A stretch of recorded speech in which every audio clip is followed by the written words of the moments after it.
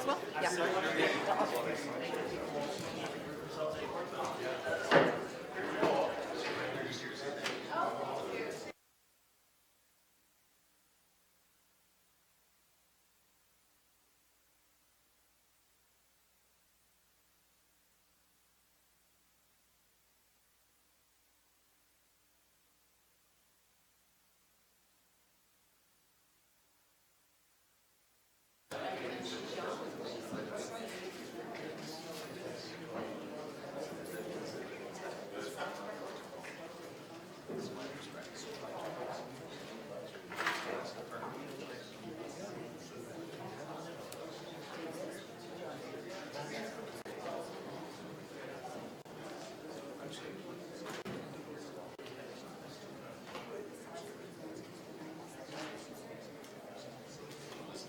Since we've got a quorum, we will start. Good morning, ladies and gentlemen, and councillors. I'd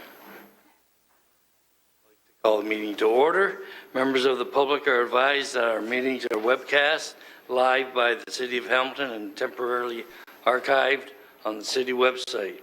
Other individuals and the media may also be audibly and/or visually recording this meeting. As well, a reminder that all electronic devices are to be switched to a non-audible function during committee meetings. Thank you. Madam Clerk, is there any changes to the agenda? Yes, through you, Mr. Deputy Mayor, there are several. It was noticed that there was an omission in the March 23rd GIC minutes, so the version marked revised in your changes to the agenda is the correct version, so that should be before you for consideration. And just to note that the error was caught prior to the report going to Council on March 30th, so all the items were approved in the report, so it didn't affect any of the outcomes. Added as 4.2, a delegation request from John Hall, Coordinator, Hamilton Harbour Remedial Action Plan, Canada Centre for Inland Waters, to provide an update to GIC on the progress with the Hamilton Harbour Remedial Action Plan and to provide some insight to the coming years focused on stormwater management. That would be for the April 20th meeting. As well referred from the Planning Committee meeting, a delegation from Mark Kiko on behalf of his father, Edward Kiko, respecting the wedge or the vacant parcel on west side of Fortissimo Drive, adjacent to 879 and 885 West 5th Street, and that was approved at the March 22nd Planning Committee and referred to GIC. As well, with respect to the same matter, George Palios on behalf of his mother-in-law, Anna Palazzo, respecting that same matter. Notice is a motion. 10.1, City Lab Hamilton, that's for Councillor Green, and another added private and confidential matter, 12.4, Ombudsman's Preliminary Report, CL 16007, LS 16003, pursuant to Section 239(3)B of the Ontario Municipal Act, as amended, as the subject matter pertains to an ongoing investigation respecting the municipality, a local board, or a municipally controlled corporation by the Ombudsman appointed under the Ombudsman's Act. And I believe Councillor Farr may have something. Councillor Farr. Thank you, Stephanie. Through you to Stephanie. I'm wondering if I might add a 4.3, a delegation request for today's meeting, 5 minutes from Tim Bullock and architect David Premi, respecting 18 to 28 King Street East in the Gore, and that again is for today's meeting. It's a 5-minute presentation. Seconded. Thank you. I would need to, through you, Mr. Deputy Mayor, because I don't have the form in front of me that outlines any of the required information. I would need to get that for you after the meeting, though. The additional information that we require on the delegation request form, after the meeting, I'll get that from you. I need contact information, lobbyist registry. Okay. Thank you. And Councillor Whitehead. Well, it is a busy agenda. I was just going to ask Councillor Farr. Normally, there is a process for delegation status. So my question is this a time-sensitive issue? Okay, fair enough.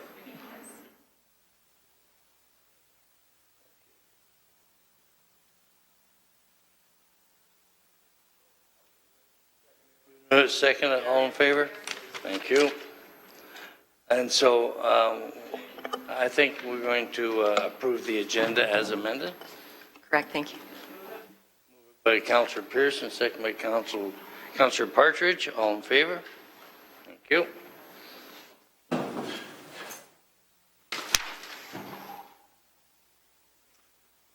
Declarations of interest. Are there any declarations of interest?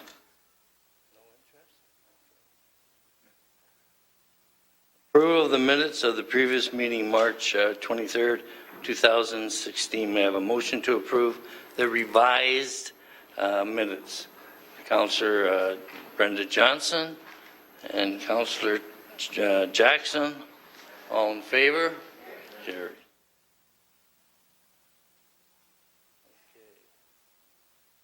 Delegation requests.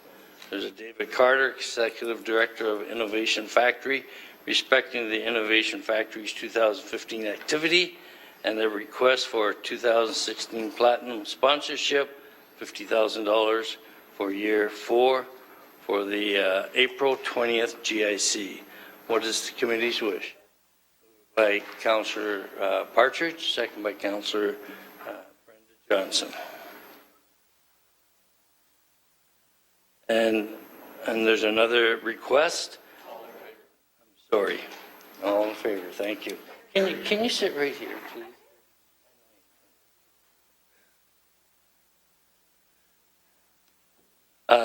The other request, John Hall, MCIP, RPP Coordinator, Hamilton Harbor Remedial Action Plan, Canada Centre for Inland Waters to provide an update to the General Issues Committee on the progress with the Hamilton Harbor Remedial Action Plan and to provide some insight into the coming year's focus on stormwater management for April 20th GIC meeting. I'll move that, Mr. Deputy Mayor.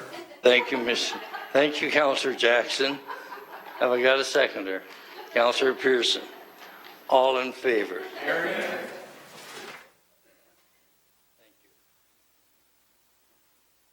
I'll get you, you know. Consent items. Members of the committee, before you the consent items 5.1 to 5.3.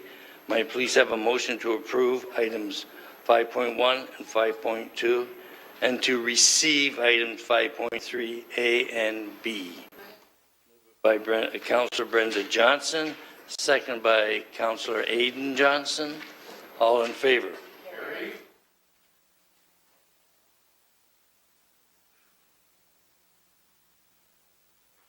Now, public hearings and delegations. The first one is Ken Chartrand of Kiwanis, Hamilton, to speak to item 6.1.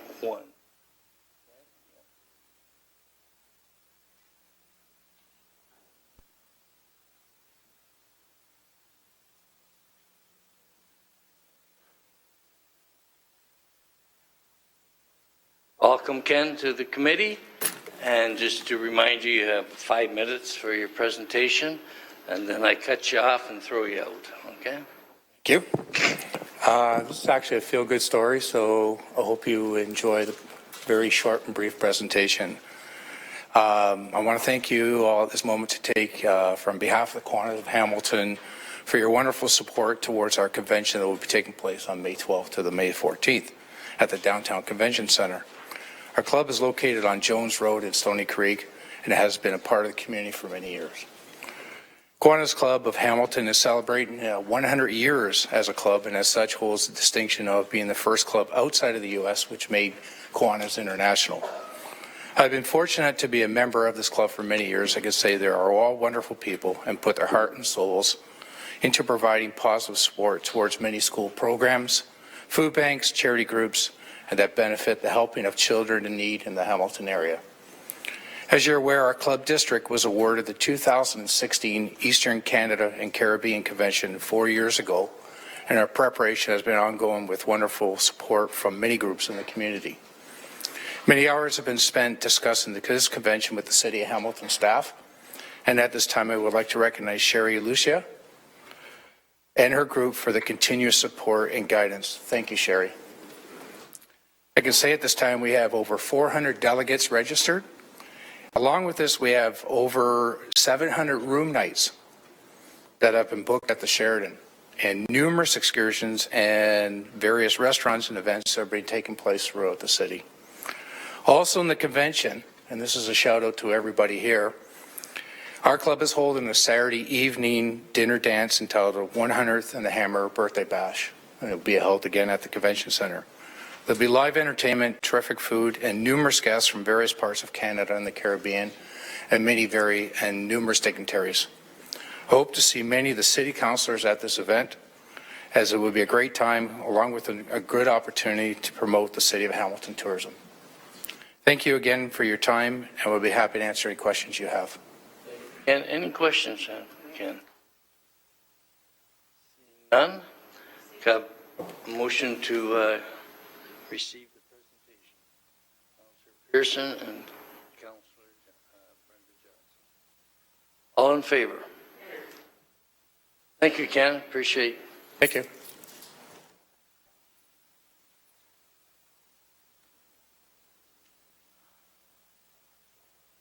Delegation, I'd like to call on Lan, Liana, and Alexander Ramos to come down to the podium. Mr. Deputy Mayor, it's also Carlos Vasquez. Oh, and Carlos, I thought there. Thank you. And Carlos Vasquez, sorry.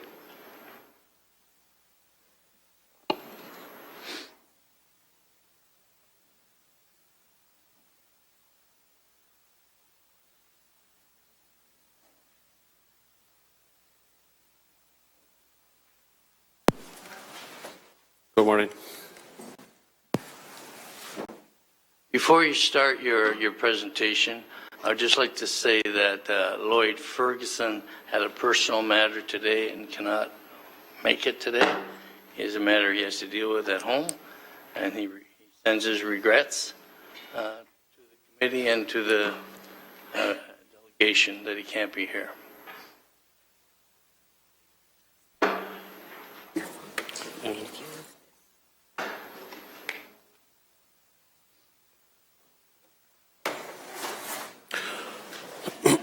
And just to remind you, delegation is usually a 5-minute presentation. We give some latitude, but just want to give you a heads up, okay? Thanks a lot. Thank you very much. Okay, so thank you everyone who's here. My name is Carlos Vasquez. I represent the Colombian Refugee Association here in Hamilton. I have here today with me Liliana Figueredo and Alexander Ramirez. We're here to do our presentation today about the matter of Mr. Ferguson's statements on the last general issues meeting. So I'd like to introduce Liliana Figueredo, who's doing a small speech. Hello everyone, my name is Liliana Figueredo and I'm here to begin a presentation in regards to the comments made by Councillor Ferguson about Colombia. I'd like to start by quoting Councillor Ferguson. That's a place where only wealthy people, at least when I was there, the only wealthy people in Colombia are drug lords. When I was in Colombia, all I saw was chickens riding the buses, and just like you see in Romance in the Stone, they had people riding on the roof, and anyhow, it just seemed to like a backwards country to be benchmarking off of. Lighting up, guys, it was supposed to be funny, he said. When I read these comments over and over, I just keep thinking how confident one has to be in one's power and privilege to feel that a city council will find them funny. These comments made by a public servant in a public meeting, in a public setting, and furthermore, with full knowledge that he was being videotaped. As a Colombian from Bogota, a constituent of Lancaster, he's writing. And as a Canadian, I felt disrespected. But not just because the comments were made about Colombia, but because my Canadian identity tells me that Canada is a country where we respect each other, where we value each other, because stereotyping and making jokes at the expense of anyone in my community is unacceptable. Thanks to that identity and the values we share as a community, as Latin Americans and as Canadians, a group of concerned community members got together to discuss what steps needed to be taken after we learned about Councillor Ferguson's comments. A community group met with Councillor Ferguson a few days after the incident, and each of us expressed our concerns and our feelings in regards to the insults made. We demanded a public apology be released by his office, an invitation to the next City Council meeting when Councillor Ferguson will retract all statements about Colombia in front of you and the media, and an active participation from Councillor Ferguson in initiatives that represent and promote the Colombian community locally, regionally, and nationally. Councillor Ferguson took a copy of the written demands, offered to discuss them with his staff, and to send a draft of such apology to us through Carlos Vasquez, who was appointed by the group as the contact person. However, a draft was never received, and we are not here today because Councillor Ferguson invited us, but because a community member requested these concerns to be included in the agenda today, and a few of us to have the opportunity to address our City Council. Instead, a letter from Councillor Ferguson to the Ambassador of Colombia was published. The letter read, Further to my message to your office last week, I wish to publicly apologize for remarks I made regarding my trip to the South American country a dozen years ago. They were not intended to be hurtful to the Canadian Colombian community. And we are not Colombians, we're Colombians. So not once have we heard Councillor Ferguson say that what he said was wrong. He only justified his comments. When comparisons were used for the city of Bogota with a population of 8 million, it was then I reacted the way I did and referenced my personal experiences rather than the demographic differences based on population, climate, and geography, he said. Our group feels that his letter wasn't an apology at all. Just because the word apology is used in the text does not make the statement an apology. It is incorrect to say that Colombia is a backwards country, as Councillor Green stated right after the statements were made. And I want to take this opportunity to thank you, Councillor Green, for being such a good support to the community and to bring and call Councillor Ferguson and such an insult.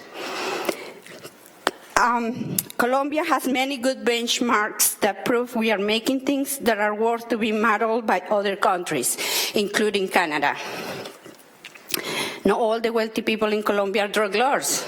I don't understand how a 12-day stay in Cartagena led Councillor Ferguson to that conclusion.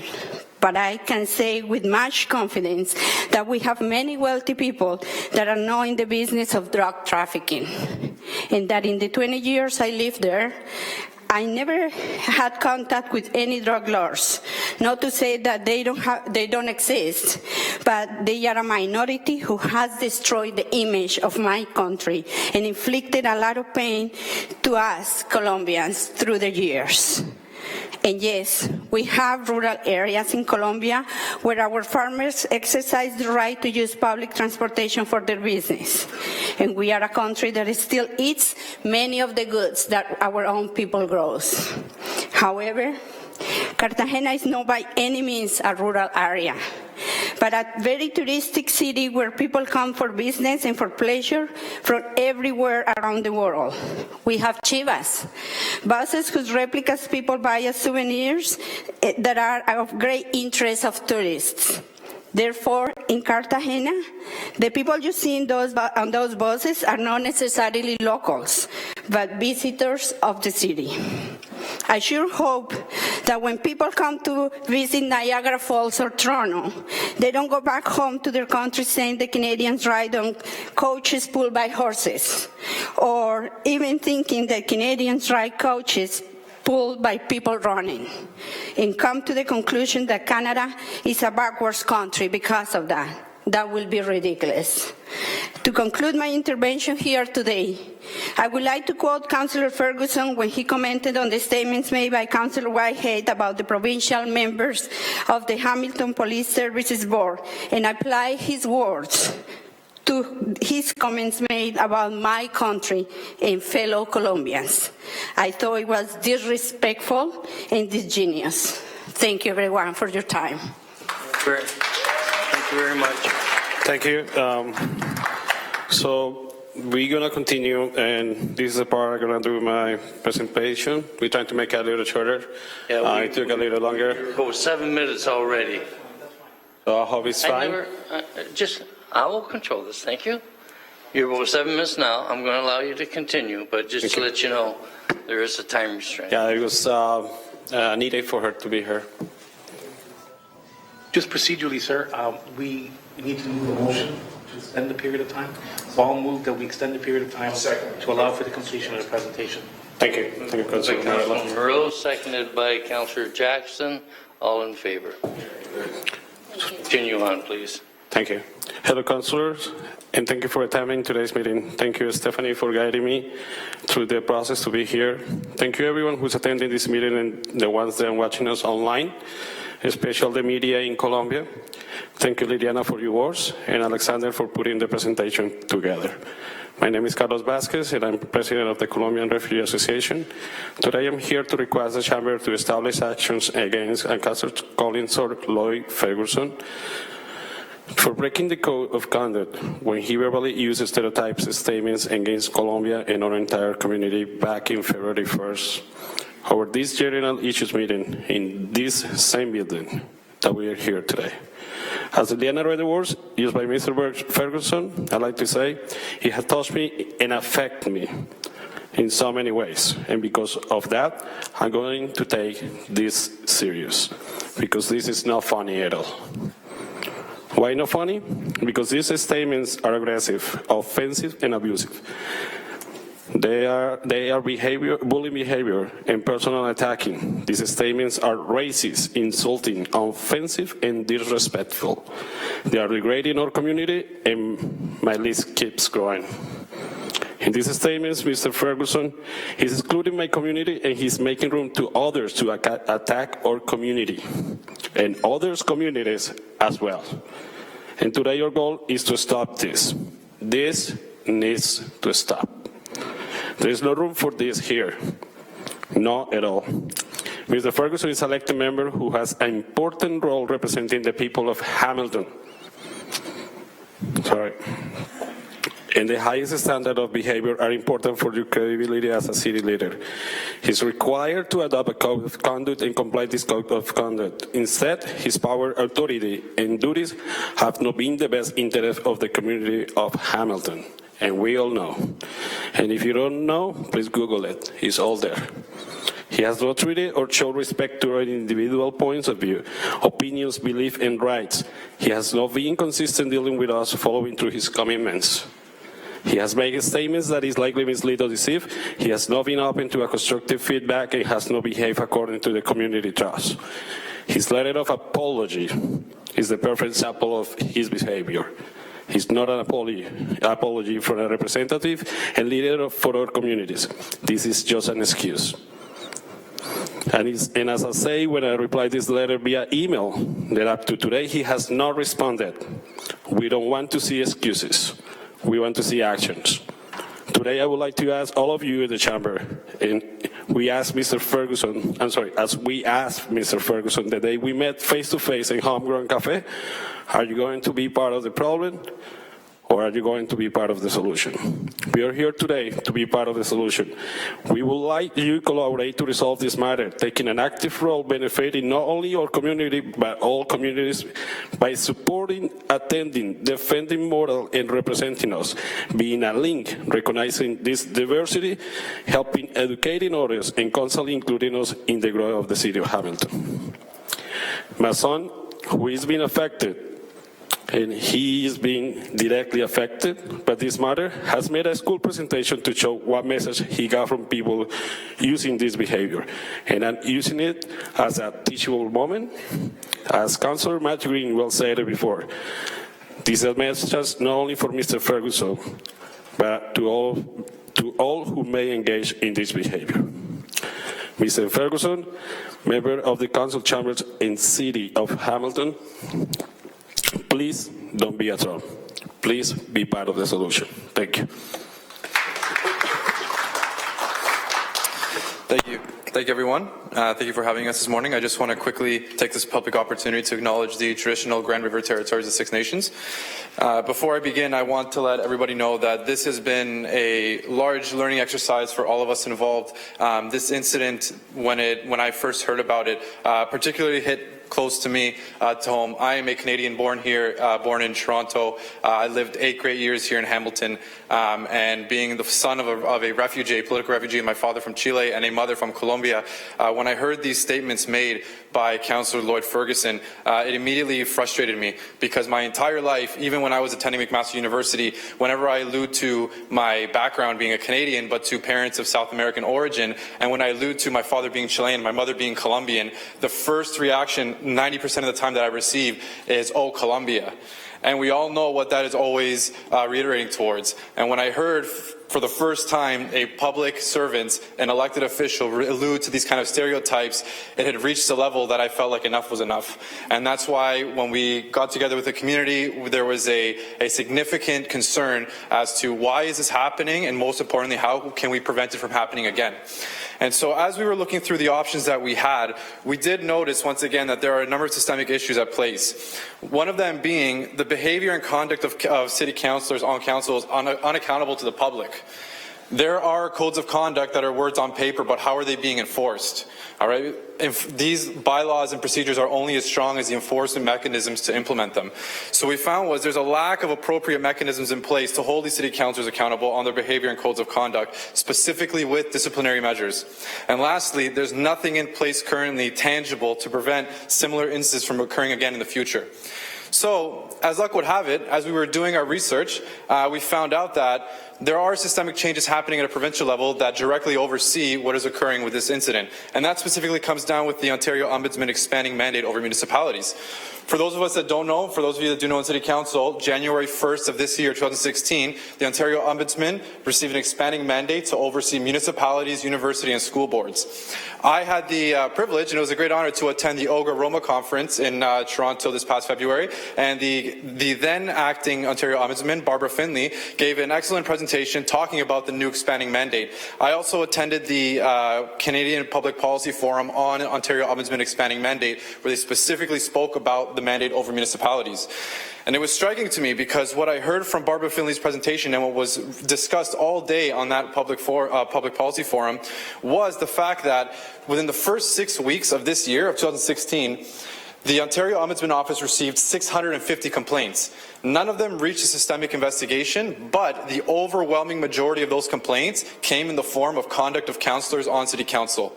So this was very striking because they've realized that there is a significant desire for the public across the province to have city councillors accountable with their behavior and code of conduct on council. As I was hearing this, it was kind of interesting because I felt like I am learning this as it's happening, and I directly have been through an incident or know about an incident that we're going through right now that speaks to this incident. And so once again, these systemic changes have a primary emphasis on enforcement. How can we enforce the code of conduct on city councillors? So this isn't to scare you city councillors around here, but again, it's just to show this is a development that's occurring. And so as we were getting together and discussing how can we make sure this doesn't happen again, and looking specifically at the Hamilton context, we thank you for the opportunity to present, and we would like to leave a recommendation that provides a tangible takeaway from this incident and to make sure it doesn't happen again. And that comes in the following. We propose that the Hamilton City Council introduce and adopt a motion to amend City of Hamilton Procedural Bylaw 14300, Code of Conduct of City Councillors, specifically Section 19, Compliance with the Code of Conduct. We specifically request to expand 19.1, where you make additions to the disciplinary measures, such as the authority of the Integrity Commissioner to censure councillors. Now, this does mean it will have to change the other procedural matters in the role of the Integrity Commissioner, but once again, this is something that the Ontario Ombudsman Office has a priority and wants municipalities to partner with them in helping them bring in this new expanding mandate that they have. And part of that has to do with evolving the role of Integrity Commissioners and accountability officers. Secondly, we want there to be an introduction of a Section 19.2, where it mandates city staff to detail and emphasize the authority of enforcement of the Integrity Commissioner. Once again, this is something that we are requesting that City Council take very seriously, and it is something that the Ontario Ombudsman is already working on. So once again, we thank you for the opportunity for the presentation, and we hope you take this recommendation seriously. Thank you.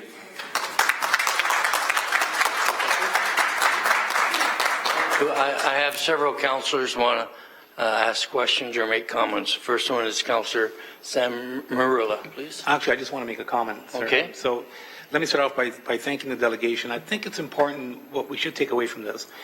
And being born in Hamilton, but to Sicilian parents, I can assure you that I empathize entirely with everything that has been said today. I can remember as a child, my legal name is Salvatore Antonio Merula. And the first day of school, the first day of school, I literally had anxiety attacks before the teacher would read my name to prevent it from happening because of the bullying or the aspects of stereotyping and so on. And during the formative years, as it was mentioned, every Colombian child that's subjected to that stereotype, as every Sicilian child was in other cultures, it literally is so impressionable that it can alter a person's personality and belief system to actually believe that perhaps that's what they should be doing. So the impact, as people try to minimize it, the impact is far more severe than I think anybody really understands unless you lived it yourself. And I used to deny the fact I was Sicilian. I used to refer to myself as being Italian. That stopped during my adult years, but I can assure you that throughout my entire childhood and formative years and into my adolescence, very little did I ever reference the fact that I came from Sicilian descent. So I concur with the impact that these types of comments do have on particularly the culture, but more importantly, the children, and how it can play a role in almost creating a self-fulfilling prophecy in many ways. And for that, I want to publicly reject everything that was said accordingly, as Councillor Green did publicly at the last meeting, and a number of us did so as well without turning on our mic. But I appreciate your time, and I thank you for your comments. Thank you. Councillor Matt Green. Liliana, Alejandro y Carlos, bienvenidos aquí. Y más importante, gracias por su valor. Liliana y Alejandro, gracias por su trabajo aquí en nuestra ciudad Hamilton. Señor Vasquez, primeramente, gracias por su ayuda con los gente nuevo aquí en Hamilton. Yo pienso esta ciudad necesitamos más gente como ustedes. Y por esta malas cosas, lo siento. So I have invited them here to Hamilton today, and most importantly, thank them for their courage. I've thanked them for their work here in this city, and primarily Carlos Vasquez with his work on welcoming new Canadians, in particular refugees here in Hamilton. I know that you work at the Micah House down the street from my house on Holton Avenue. We've just learned this over the last few weeks here. I struggled with this one, obviously, when it occurred, because I certainly knew that there should have been a response, although not quite knowing what the adequate response would be, given that the primary insult was not directed at me. So I thank you for giving your community a voice. You've raised some very serious systemic issues that we've had. I know around this table, since I've been on council, we've had that conversation around what equity, diversity looks like, what being a sanctuary city means in practice, not just in policy. So you've raised some very interesting questions here in the recommendations. At the appropriate time, I'd like to refer that to our governance committee for a full conversation and a full report back on staff in terms of what that might mean. Our governance committee does meet on these issues, and you would have the opportunity at that point to come back and discuss the framework that you've proposed here today. Regarding, and I don't know what slide it was on, though, through you, Mr. Deputy Mayor. Go back. The lack of appropriate mechanisms in place to hold city councillors accountable. As you know, the complexity of this particular case, not only was this particular person speaking as a city councillor, but also as a member of the Police Service Board. I will here now publicly state that you have two options in that regard. One, I believe, and if I could be corrected, that would be okay, for the Ontario Citizen Police Commission. I believe it's an oversight body, if that's correct. Or, of course, you have the opportunity as individuals and or as a joint statement from your community to put a complaint into our Integrity Commissioner and allow that process to happen.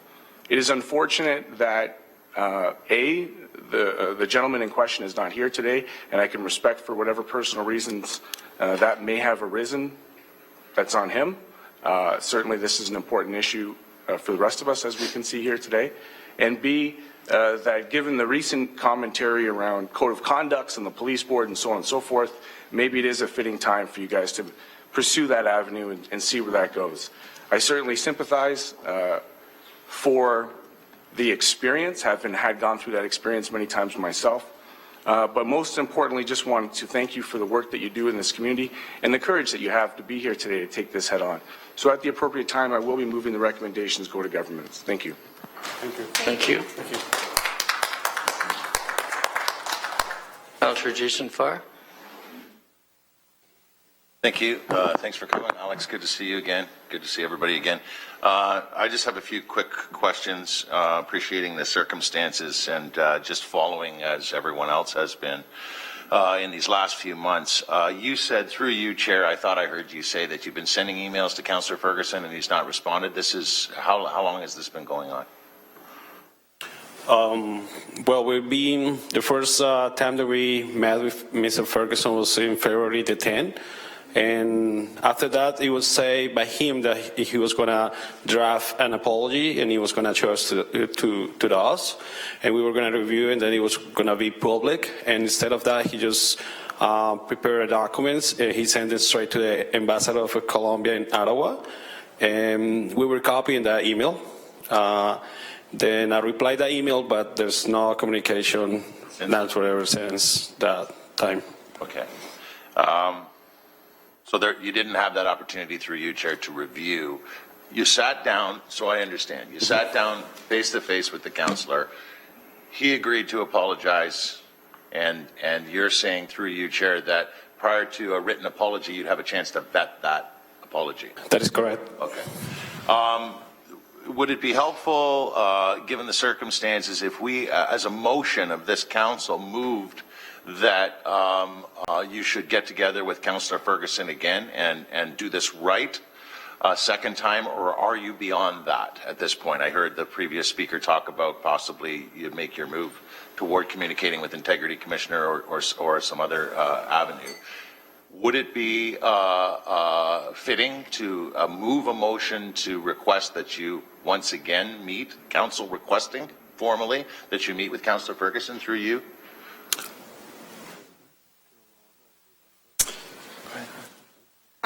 Without really consulting among us, my feeling is that doesn't make any difference at this point. I think the incidents and the fact that he's not here is giving us a big message. And again, it could be a personal serious issue, and if that's the case, I sympathize and I can appreciate that there are priorities in life, but I don't see how that will make any difference at this point unless he is willing to do something that will make things right, and we don't know that, right? So.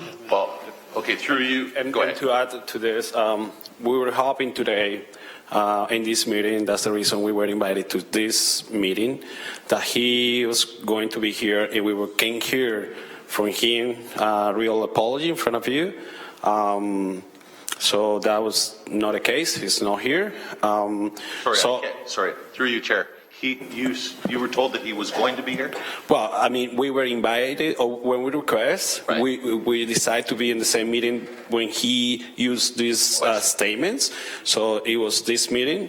So we were hoping that he was going to be here talking the same issue, right? And we were waiting for him to bring an apology in front of everyone here, in front of us. But maybe taking a little bit of Liliana, we don't see that there is a big change if we meet again. You guys already have the message.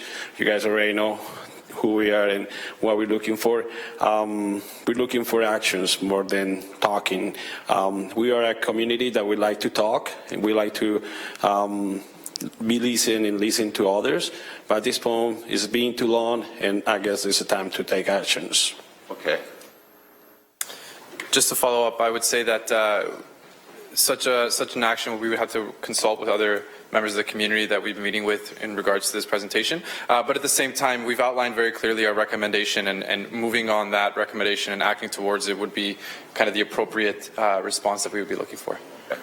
So you give it a crack, you sat down with Councillor Ferguson, you thought you'd worked out the appropriate apology, that wasn't appropriate enough for your group, you're not willing to give that a second try. In short, you're not willing to give that a second go to sit down. We've said, we were very clear from the very beginning, from the very first meeting, what we were looking for was a public apology and retracting his statement, and he did say that he was not going to retract his statements, and he hasn't yet. Thanks, Alex. Thank you very much. Thank you. Thank you. We have Councillor Whitehead, please. Thank you, Mr. Chair. First of all, I want to say I'm humbled by your presentation, and I think the lesson that's being spelled is whether it's through intent or misspoke or through ignorance, the damage is the same. I think that's the message I'm hearing clearly from your presentation, and I think that's a lesson for all of us to learn, and I want to highlight that that's the message I'm hearing loud and clear. Secondly, I want to say that I was proud when I attended Mohawk College during the Pan Am Games when the ambassador of Colombia stood up and spoke in regards to the new partnership with Niagara and Hamilton, and revealed a lot of really interesting data in respect to the progressive Colombia, and talked about the fact that even per capita GDP, they're outperforming Canada. So there is ignorance. I wouldn't say it's isolated to one individual. I would suggest that there's probably a broader ignorance on what Colombia contributes to the the greater nation and many countries that they trade with. So I'm speaking in the context that we could all learn from this exercise, and I'm not focusing on any individual. So thank you for coming forward. And if you don't mind, Councillor Whitehead, that's the right message. We don't focus on Mr. Ferguson. We focus is to give a message to everyone here that that's not a proper behavior, and especially here. Thank you. And I have Councillor Pearson, please. Thank you, Mr. Deputy Mayor, and certainly thank you for your presentation and comments made around the table. I just want to add that, Mr. Mayor, or Deputy Mayor, you mentioned at the beginning that unfortunately, and just in providing the context of information, Councillor Ferguson unfortunately couldn't be here today, and we all know it's with regards to an issue he had to deal with his brother, and we all know about Murray, that he couldn't be here. And I don't know that he would have sat in here anyways because the issue's about him, so he might have excused himself from this. But he has offered, and he sent us an email saying that he would be more than happy to sit down and meet with you again, and I certainly will convey the information. He'll see it on the webcast today that you're interested or whatever, and leave it between the two parties. Sure. Thank you, Deputy Mayor. Thank you. Now, Councillor Green, did you say you had a motion you'd like to present? Thank you very much, Mr. Deputy Mayor. At this time, I'd like to move that the recommendations put forward by the delegation be referred to the Governance Committee for consideration and report back from staff. And seconded by? Councillor Marula. Oh, sorry. Yeah. Councillor Pearson? Don't matter. All in favor? Any questions on that first? Carried. All in favor? Carried. Good. No, we have to have a motion to receive the presentation, moved by Councillor Partridge, seconded by Councillor Brenda Johnson. All in favor? Good. Thank you very much. Thank you very much. Really appreciate it. Muchas gracias. Thank you very much, everyone. We have lost lives in this war against the drug dealers. We are not willing to keep losing. Thank you. Thank you.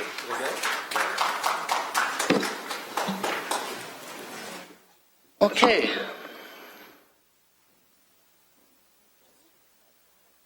The next presentation is from Robert Podisic, and if I pronounce the name wrong, I'm sorry. Resident of Ward 13, respecting community mailboxes. Here? All right. There you are.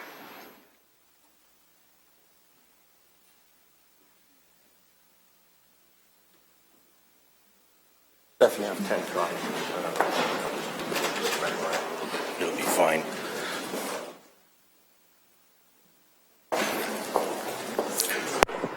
So good morning, everyone. My name's Bob Podisic. I've been a Hamiltonian 71 years.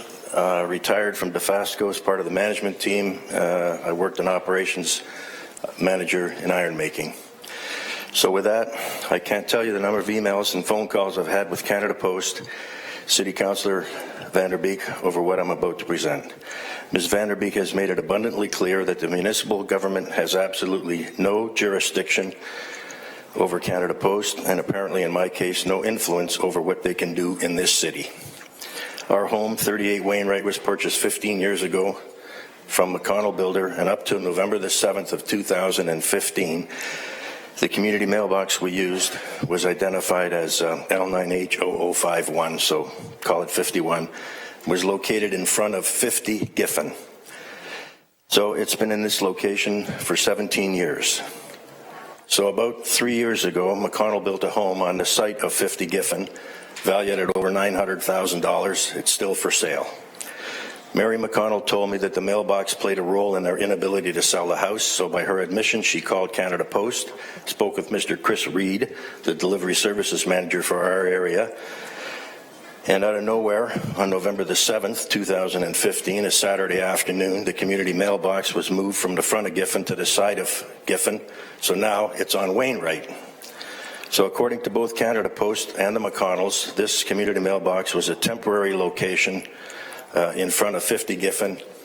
I repeat, for 17 years, they said it was in a temporary location. No problems until McConnell made the phone call. I wish I knew who they knew, but I don't. And the word collusion is a strong word. So in its original position in front of 50 Giffen, the mailbox conveniently serviced many of the residents on Giffen and 4 on Wainwright. With this relocation, they've managed to inconvenience me and most of the residents on Giffen, albeit the residents of Giffen aren't about to complain because they don't want the mailbox in front of their house either. So there are no community mailboxes on Giffen with 50 homes, and there are 10 homes on Wainwright, and we have 6 community mailboxes situated in 2 locations on Wainwright. Doesn't seem right. 10 people, 6 boxes, 50 people, none. So this location poses a number of safety problems. First, the inability to get in and out of my driveway when delivery vehicles and residents of Giffen park adjacent to the mailbox to get their mail. And secondly, the residents of Giffen use the confluence of 3 driveways, mine and 2 others, that are located 10 meters apart, roughly, to make illegal U-turns to get back to their street that they have to pass in order to get their mail. So Canada Post, and specifically an individual named Tony Felice from the Canada Post Delivery Planning Department, based in London, his solution to the safety issues was tell the delivery guy to park 15 meters west of the mailbox because of a safety problem. And then he sent a letter to the people on Giffen, and he told them, and I quote, to obey all rules of the road when approaching, parking, leaving their site, and please refrain from turning in nearby driveways. So with those actions, they're basically admitting to a safety problem, and they're content to live with those issues. By the way, the residents in Giffen are still using our driveways to make illegal U-turns on our private property to get back to their street that they have to pass to get their mail. So Mr. Felice apparently spent some time observing at the site. I asked to see the results of his so-called time study. I got no response. The Canada Post Delivery Services Manager, his name is Chris Reed, he's based in Ancaster, he suggested that the community mailbox in question would be better located by the other community mailbox, which is about 50 meters down the street, still on Wainwright, and his request was rejected by the Canada Post Delivery Planning Group. They all work for Canada Post, so you can see that the planning group and the delivery group, they choose to disagree with one another. So I agreed with Mr. Reed, filed a complaint to move the mailbox, and my request was rejected. So I was told by Canada Post, with the assistance of Ms. Vanderbeek, that they would evaluate different options. So if they evaluated the option as indicated on Exhibit 1, I don't know if you all have it, but they went to the wrong location. So my suggestion, as well as Mr. Reed's, was to move the mailbox identified as 51 closer to number 47 and not by the one called 0003, wherever the hell that is. So both Canada Post and Ms. Vanderbeek asked the people, in their opinion, who would be most affected by the proposal, and in their words, they met considerable resistance to the suggestion. So according to Canada Post, Ms. Vanderbeek asked the people by Mailbox 47, which is about 50 meters from the one in question. But who did they ask? I don't know. I don't know if they talked to anyone. You all know no one wants these mailboxes anywhere near their property. They're an eyesore, and in my case, a major inconvenience and a safety consideration. Ultimately, what they don't understand is the people that are most affected are the ones that have to put up with the relocated mailbox. And no one came to me. Failing to get anywhere with Mr. Felice, I was advised by him if I wasn't satisfied to escalate to a Mr. John Wellsbury, Delivery Planning GTA, which I did. I asked both McConnell's and Mr. Wellsbury to provide an engineering drawing that shows the location of the community mailbox in question in either its original location or what they called the pre-sited location. Mr.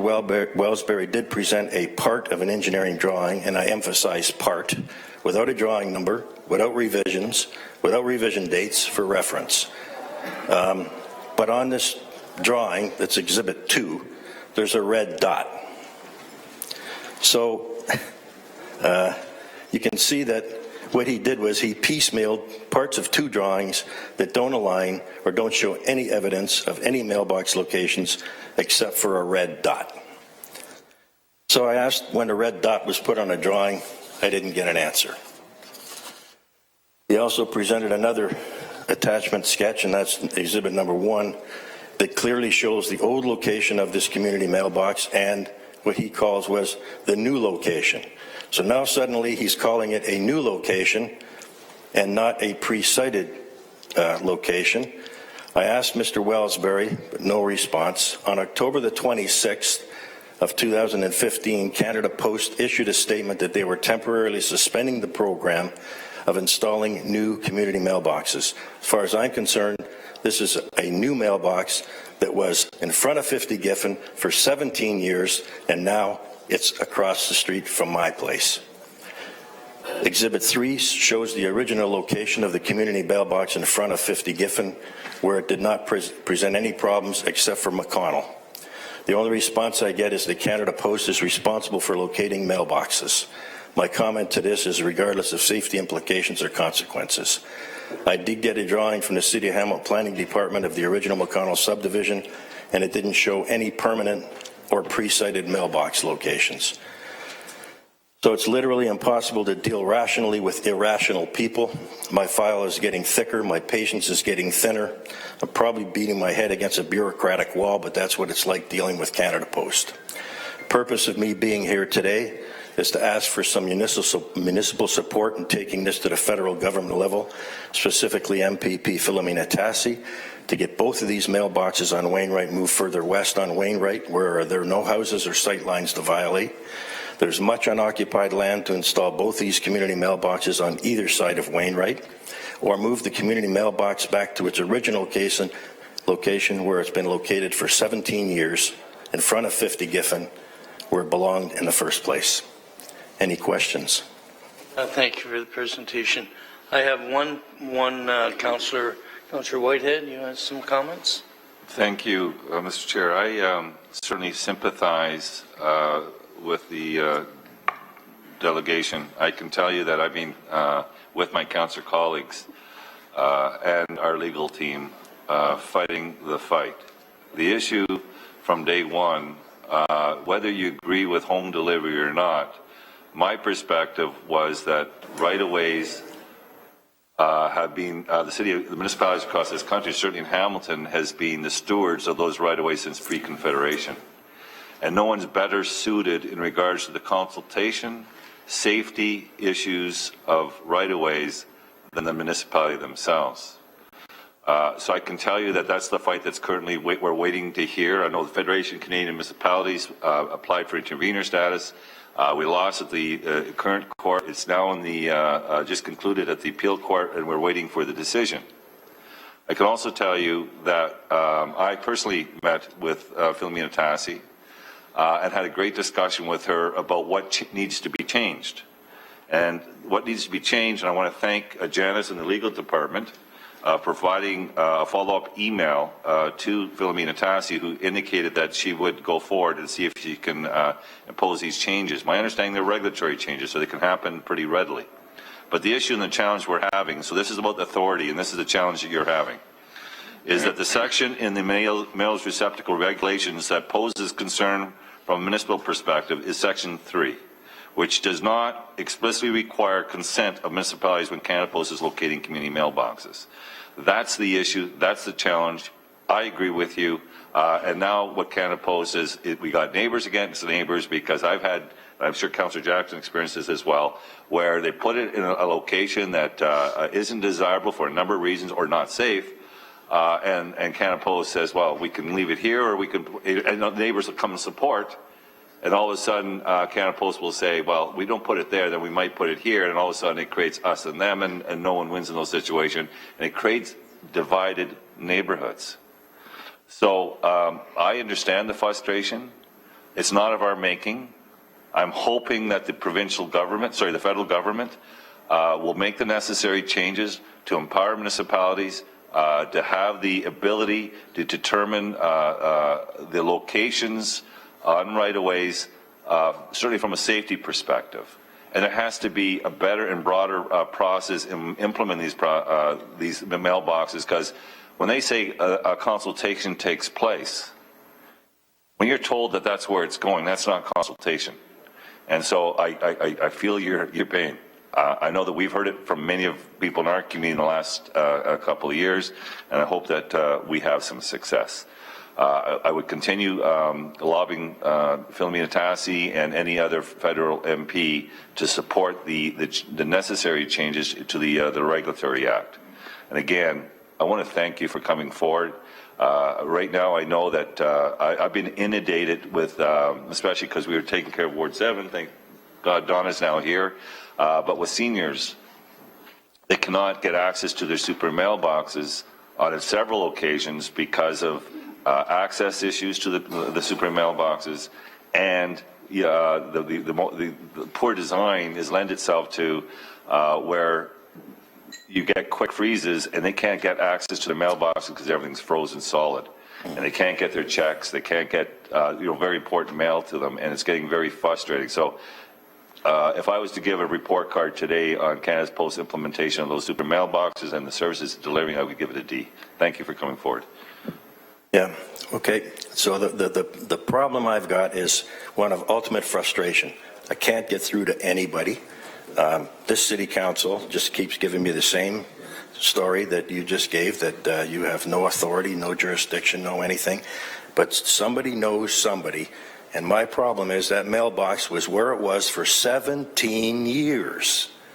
Then all of a sudden he builds this monstrosity of a house that he can't sell, and he puts it across the street from my house. Okay? So am I going to get any help from city council, or am I on my own? I have Councillor Arlene Vanderbeek who wants to express. Thank you, Mr. Deputy Mayor. So through you to Bob. Bob, nice to meet you. You and I have talked on the phone and we've emailed back and forth, and I appreciate, as I've said many times, your frustration. But council is equally frustrated by the same issue, as Terry Whitehead has said, Councillor Whitehead. And so we're in a position where our hands are tied. This is a federal problem that the municipalities across Canada are trying to deal with. And so as we go forward, and if things change, then we will have more jurisdiction and be able to make changes. But at the moment, we're just not in a position to be able to do that as much as we'd like to. Every person around this table would like to be able to offer their constituents in their ward reassurance and hope that things might change. The explanation that I had from Canada Post is that the lot was empty for those 17 years until the developer of that subdivision chose to put a building on it. and that they don't put mailboxes in front yards. They put them on side yards. And so Giffen is all front yards, and Wainwright is side yards on that side of the street. So it's not on your side of the street, correct? That's correct. It's opposite your home, on the side yards of the properties that are opposite you. And that's why they're there. And the box that is down the street that was looked at, that was suggested that perhaps the box could be put with it, sits about 15 feet in front of the only living room window of the person that lives beside it. So although it looks like it's on a side yard, he's in a townhouse and his living room window faces 3 mailboxes. And So does mine now. No, his is right beside it. And so, you know, yours is across the street. And so, given those circumstances, Canada Post is not willing to make that change. And we don't have any jurisdiction to make them make a change. And so I don't have any questions for you, really. I just wanted to assure you that you certainly have my sympathy and my empathy and my understanding that you have a situation on your street where, you know, where you're frustrated. My understanding from Canada Post is that it wasn't actually a safety issue. It was to try and respond to your sense of inconvenience of having people parked across from your driveway, that they issued that request that people be sensitive to the fact that you don't want them driving in your Still making illegal U-turns in my driveway, and it's still a safety concern. And what I'm hearing is Why this. don't I have a talk back and forth? Unfortunately, the process here is that I get to speak now.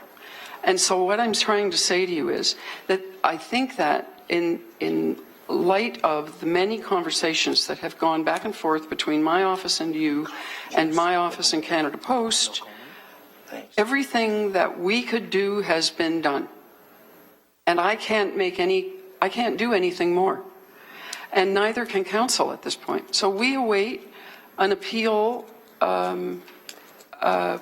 decision, which will mean that we'll have full knowledge of what we are going to be able to do going forward unless the federal government makes changes. And so my office provided you with Philomena Tassie's contact information, and I spoke to her personally. So she is well aware of your concern, and, you know, will do what she can do. So I can only encourage you to continue with that process and hope that in the end, we're all successful. Well, thank you, Mr. Deputy Mayor. Thank you. Any other first-time speakers? I have Councillor Whitehead for a second time. Yeah, I'm going to suggest, I think legal want to be able to have an opportunity to provide some clarity in response. Okay. So all I'm doing is introducing Councillor. Janice to do that. Councillor. Thank you. Just ask your question, please. Councillor. I thought it might, through the Deputy Mayor, assist just to provide a little more detail on the fact that the matter was argued at the Court of Appeal on February 4th. We have every reason to believe we will have a decision within the next couple of months. We are optimistic that we will find favor with the Court of Appeal that, in fact, the municipality does have the right to regulate the road right-of-way. Even pending that, based on the information that we've provided to MP Tassie, we have every reason to believe that the federal government is looking seriously at writing that amendment into the regulation to clarify that the municipality indeed must authorize the location of those community mailboxes. And if we are successful, and we, as I say, are cautiously optimistic that we will be successful in both an amendment to that regulation and in the Court of Appeal decision, we will go back to every community mailbox that has been installed since the time that this council passed that bylaw and look at those locations through the prism of the appropriate safety considerations that the municipality looks at. So that would certainly mean that the delegation, the mailbox, which the delegation is speaking of, would likely be captured. And, Mr. Chair, I thought it was important from our solicitor to articulate that, because that's, in essence, the principled issue. I also want, the question I would ask our solicitor, currently, the way things stand, do we have any say, a final say on locations of mailboxes on right-of-ways? Through the chair. Through the chair. No, we take the view that we should have, and Canada Post takes the view that they do not have to wait for our approval with respect to their locations. Thank you. No more questions? Thank you very much for the presentation. I appreciate it. Motion from Councillor Collins to receive the presentation, seconded by Councillor Pearson. All in favor? Good. Next presentation is Steve Jones on behalf of the Hamilton taxi industry, respecting the implications of ride-sharing services in the Hamilton taxi industry. And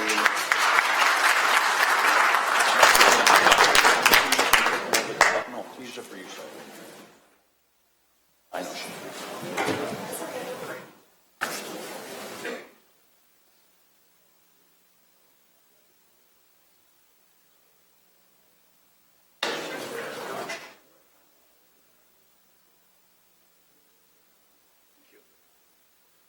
welcome, Steve.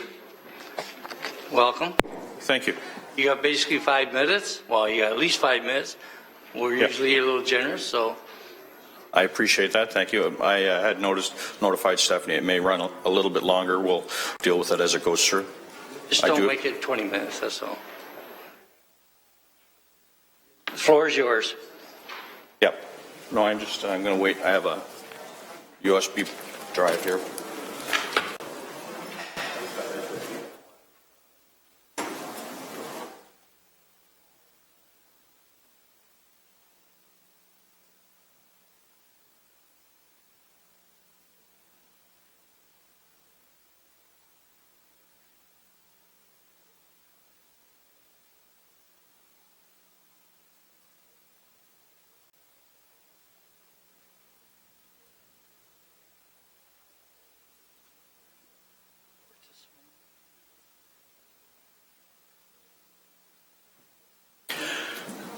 I'd like to thank Council for the opportunity to speak. I would like to thank the councillors that we've met that had time for us, with all the assistance that we did accomplish to get to this point. I'd also like to thank some of the councillors I didn't meet, but that were very helpful, making sure that I understood the process, okay, because this is all new to me. My name is Steve Jones. I own an accessible taxi, one of the very first ones on the road. And what we're doing here is trying to bring you guys up to speed on our challenges with Uber, okay? And with the safety of the drivers, the safety of the passengers, which is paramount, I think, to Council, and what it means for just all of us who vote here in Hamilton. Because a lot of people that drive Uber don't live in Hamilton. They're working off an app. So we'll talk about this. I'm going to go through it in front of me. I didn't realize I'd have all this. Okay, the driver requirements here in Hamilton, and they are passed by Council, recommend that they have to take a training program dealing with customer satisfaction, with geography, with bylaws, and the enforcement of bylaws. Okay, the list goes on. I'm sure you have it in front of you. It also deals with the AODA, which is really paramount to a lot of this, because that's why they put these handicapped vehicles on the road, so that we can comply with special needs. Okay, this is mandated by the city, by the way. This isn't something that is just, you know, a way out of trying to educate drivers. Hamilton's bylaws to operate a taxi. All vehicles are required to adhere to the following bylaws. The vehicle must be 6 years or better, and safety twice a year. Okay, twice a year. We're notified that we have to take it in for safety, and we make sure that not only are our drivers operating a safe vehicle, but all the passengers of Hamilton that we do use as a client base are in a safe vehicle also. The vehicle must have the following equipment: a meter, a GPS locator for the safety of the driver in case there's a problem, a roof light identifying it as a taxi, okay, numbers on the side identifying it, numbers on the rear identifying it, appropriate brokerage identification. And let me say that I'm here representing both brokerages and all drivers. I'm not here biased against one or the other. I think both brokerages do a good business in Hamilton. Okay, they also must have an emergency light on the back for the safety of the driver, a radio, and a camera. And the camera is designed for evidence of the safety of the driver and the passenger. This is mandated by Hamilton City bylaws. The vehicle must be commercially insured to the minimum amount of $2 million. Uber has no such requirements and is not commercially insured as a carrier. Okay, now we're trying to get around that. Different insurance companies are trying to provide some sort of coverage. We're not there yet. Okay, meter rates are set by the city and they're mandated at a uniform cost to the public so nobody can be ripped off. Okay, right now with Uber, the rates fluctuate depending on supply and demand. Okay, it can raise as much as 17 times, and this is just called surge pricing, supply and demand. All vehicles in Hamilton that are a taxi must display a passenger rights placard showing that the rights of the passenger must be adhered to and giving them a number where they can make a complaint to the city or to the brokerage. Uber has no such requirements. Hamilton mandates that there should be one taxi for every 1,170 people of population. If we use 530,000 as our populate right now, we would need approximately 450 taxis to accommodate using that formula. We have 447 taxis on the road right now. Okay, the city right now is saying that we would like to put 18 more accessible plates on the road in 3 years. So that's going to take us over the number, but it is going to provide a better service to the special needs people and to anybody that can't get around, that doesn't want to use darts or wait for a family member to give them a hand. I think this is a very smart move. Along with mandated training, Hamilton drivers must have a driver's abstract, okay, and some of you may have met me before over that. You must also have a letter of intent from one of the two fine brokerages we have here in Hamilton over whether they will hire you.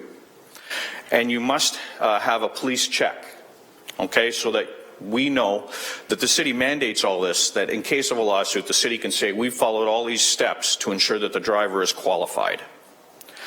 And Hamilton has fees associated with maintaining the status quo. Us in the cab industry, we pay a lot of money. Okay, along with HST remissions to the government. Uber pays absolutely no taxes, not to any level of government. Where is the income stream that Hamilton is making off of all these underground economy businesses in Hamilton that are operating with, they're being allowed to operate? Nobody's doing anything right now to change that. Hamilton drivers make their living and spend their earnings in their hometown, supporting local businesses, and we vote in our hometown. Uber drivers can be from anywhere. I mean, do you know how many people came in from Toronto with an Uber license or an Uber application and worked the Garth Brooks concerts over the Easter weekend? They don't care that they make their money and take it back somewhere else to spend. They're not helping our economy. Hamilton brokerages charge a flat fee for all their services, and their fee has been fairly stable over the last decade. They're not trying to make their money off the back of us. They're providing a service that is needed.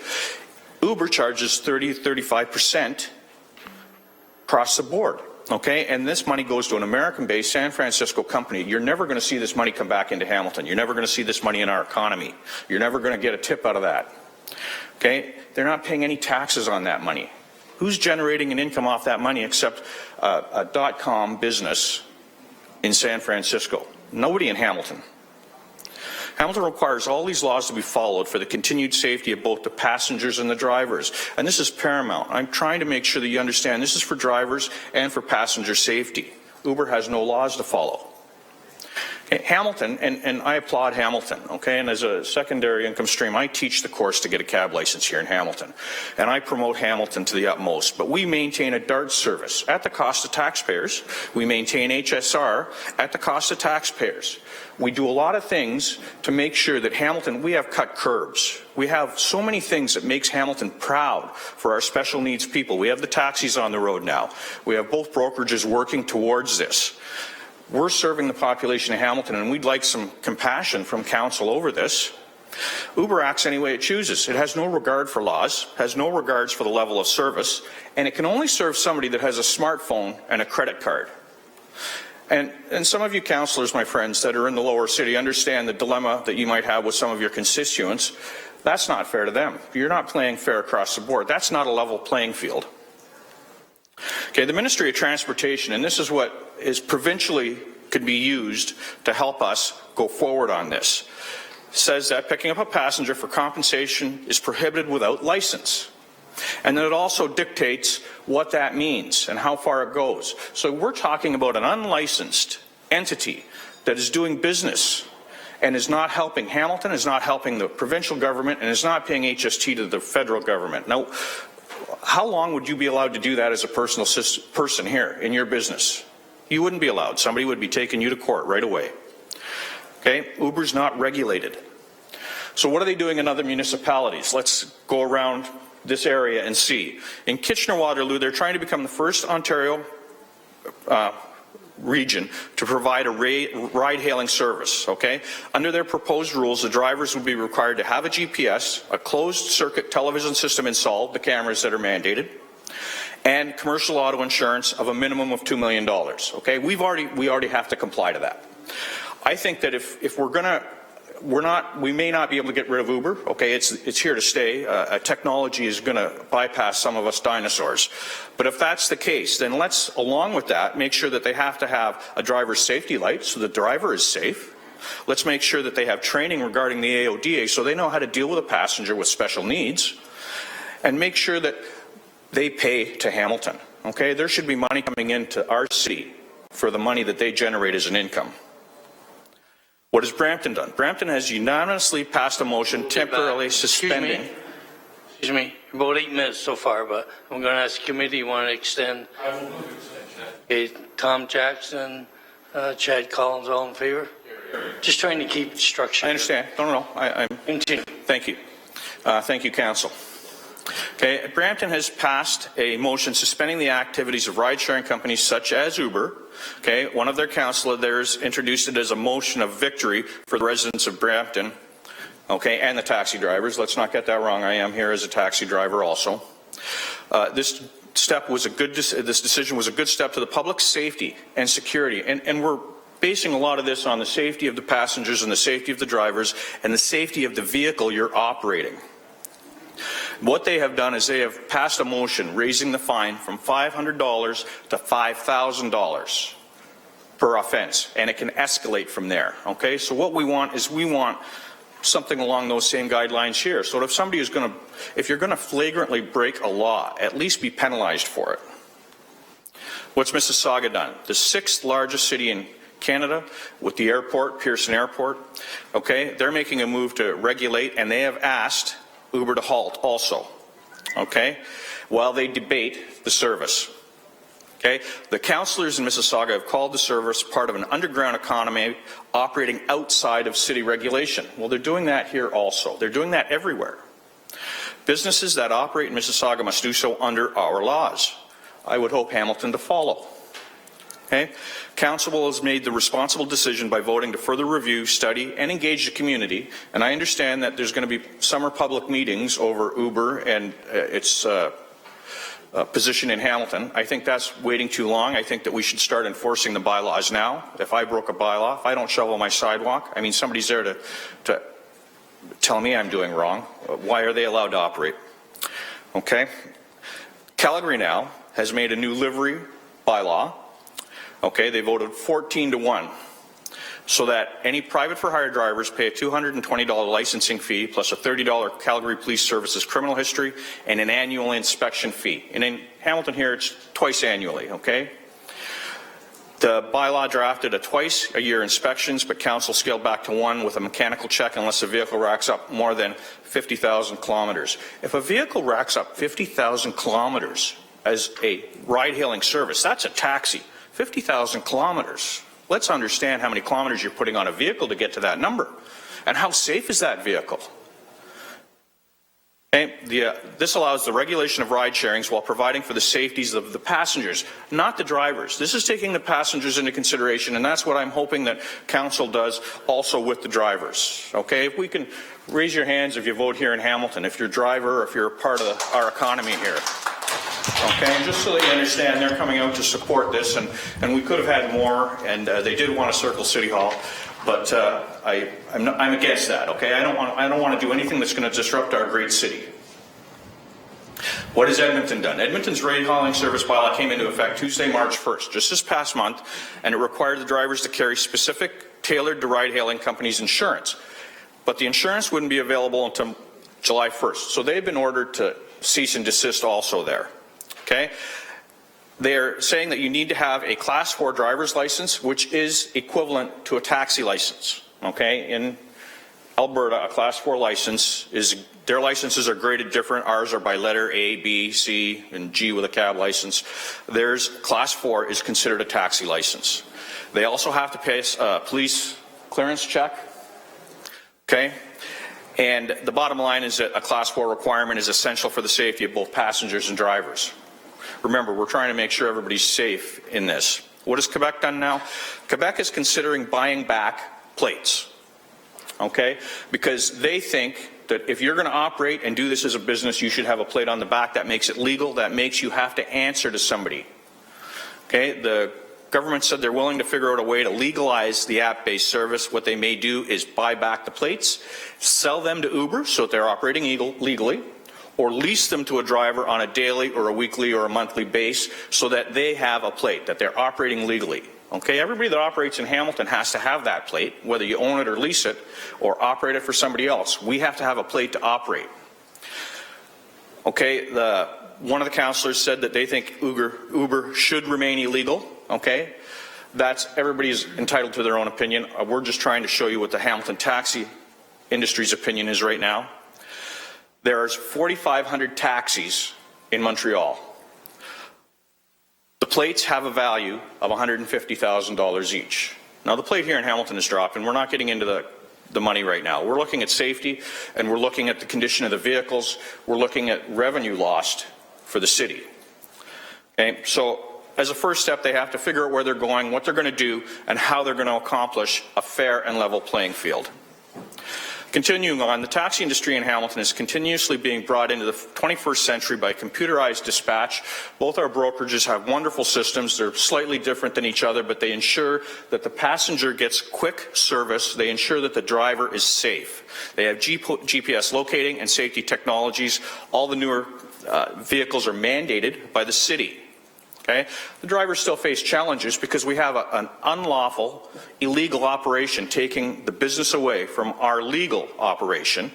So there is challenges there, and we're trying to work our way through these challenges. We have a vibrant city and drivers that take pride in this city. Okay? We'd like to help these drivers. They showcase our city. If somebody gets off of a bus, or somebody comes off of an airplane, or if somebody is dropped off at Dundurn Castle, the first thing that they meet is a taxi and a taxi driver. And we're trying to ensure that these drivers make a sustainable living and that they can promote Hamilton to the best of their ability. They're our ambassadors. In closing, Hamilton has all of this useful information. I've handed it out to everybody. Everybody wants a copy. I brought lots of copies. Okay, I'm going to make sure that if you want this information, it's available to you.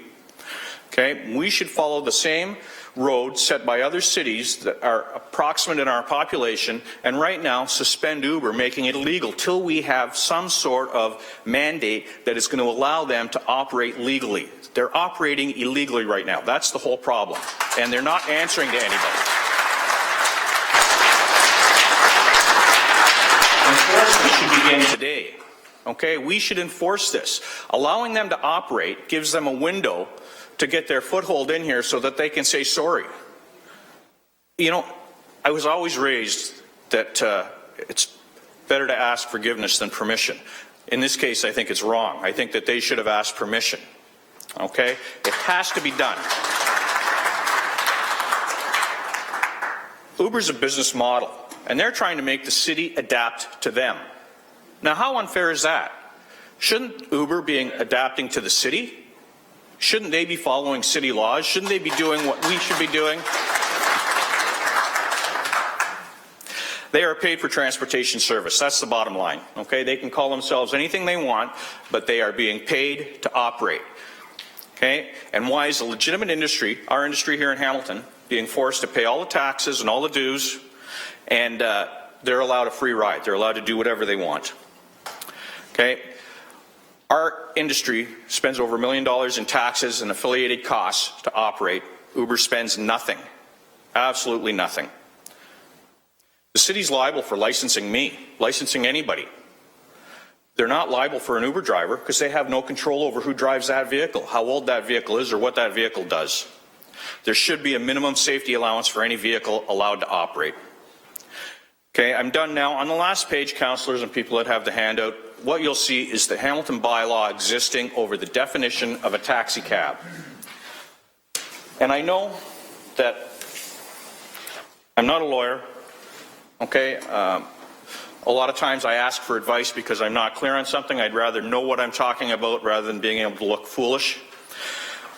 What they tell me is that if you look at the Section 50, taxi cab has the following meanings, and go through it all down to the bottom.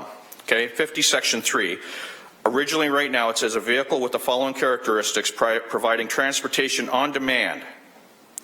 Should be changed to a vehicle with the following characteristics providing transportation or ride sharing on demand. Let's just put ride sharing in there. Then they have to comply with every rule we have to. Then they're not operating illegally. Then they have to follow the same rules. The playing field becomes level. That's all we're asking for is a level playing field.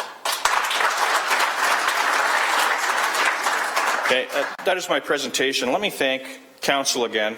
I'd like to congratulate Ms. Skelly on her win. Okay, I think that's really good. I think that's great for the city.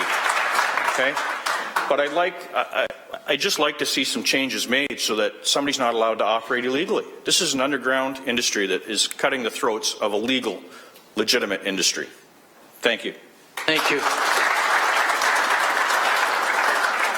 I have several councillors who want to make comments or ask questions. First is Councillor Sam Marilla. Thank you, Mr. Deputy Mayor, and welcome, and I appreciate the fact that you did take up the offer to come here today. I think it's it's a better forum for all of us to discuss this particular issue and be consistent and predictable in what's being communicated, particularly publicly. So I'll start off with, through you, Mr. Deputy Mayor. Sir, we brought this forward. I sponsored a motion back in December of 2014, in essence, to try to get ahead of this particular issue to prevent this very confusion that exists in our community. But I want the record to clearly state that everything that you have stated, this council has endorsed as a presenting problem. So through you, Mr. Deputy Mayor, I'm sure you're aware of that. Is that true, sir? We weren't made aware of the meeting where Uber was here, or I would have filled this council chambers with dissenters. Okay, but through you, Mr. Deputy Mayor, we have 3 motions that were approved by council that addressed every single one of your issues in your presentation. So let me just go chronologically from December of 2014, where the motion simply was to reach out to Uber, to bring them forward, to determine whether or not they wanted to conform to the existing bylaw. That took some time. They finally did arrive. We put forward a motion. I believe it was sponsored at that time by Councillor Collins to cease operations with respect to Uber itself that particular day. That went forward to staff. Staff worked with it. They ignored it, and they just continued operating. In May of 2015, an enforcement plan was put together by council through a motion that I sponsored, where staff went went back, put a plan together. Uber drivers were charged. So throughout this process, we were one of the first municipalities to actually try to get ahead of this. The problem, to you, Mr. Deputy Mayor, is not the municipality, it's the provincial and federal government that's allowing this to foster clear across the country and the province. We're very limited with respect to the scope of enforcement, particularly as you're mentioning through taxes, Revenue Canada. We all mentioned the fact that it's beyond reason how they can get away with not paying not only provincial taxes, but federal taxes, and not having any bricks or mortar or skin in the game municipally. So all of these issues have been dealt with. Every single one of those issues was incorporated into an official resolution of council that was unanimously supported. And I appreciate your frustration because it is our frustration. So through you, Mr. Deputy Mayor, I think it's important, and the reason why I wanted this to be a public forum is really to revisit what we've already done, which is quite significant. And one of the motions that I brought forward was for an injunction. And if I could, through you, Mr. Deputy Mayor, to Janice, at that time, before the motion was presented, I was advised that as a result of a Superior Court decision in Toronto, not to pursue that particular case. So through you, Mr. Deputy Mayor, to Janice, could you please elaborate on why we did step back on the injunction issue? Janice? So through the Deputy Mayor, at the time that we were looking at that, and that was just, I think, a couple of months ago, the motion was going to be to direct staff to seek an injunction, and the feeling was that we were not likely to be successful on the injunction. However, it was the timing with the bylaw recommendation coming back from municipal bylaw enforcement that I think really was the pivotal point. I think we felt that this council would have recommendations for a bylaw amendment before it, even before we could get into court on an injunction application. So it was just the timing seemed not to serve council or the city, as well as waiting until we had that bylaw amendment before us, which I don't know the exact timing of when that bylaw amendment is coming forward, but that seemed to be quite imminent at the time. So through you, Mr. Deputy Mayor, I held back on the injunction component, but once staff reports back to committee, would that then, in essence, be an appropriate time to bring forward that motion regarding the injunction? Because if that's the case, I will serve notice today of that injunction. I think that's in order. Okay. So through you, would that be appropriate then, to wait for that particular report? Absolutely. Yes, sorry, through the Deputy Mayor, yes, that would be an appropriate time. Okay, so at that time then, because I did hold back, I will serve public notice today that a motion will come forward with respect to an injunction if Uber does not conform to the regulatory aspects that are expected of them through that report. And I want that to be known publicly.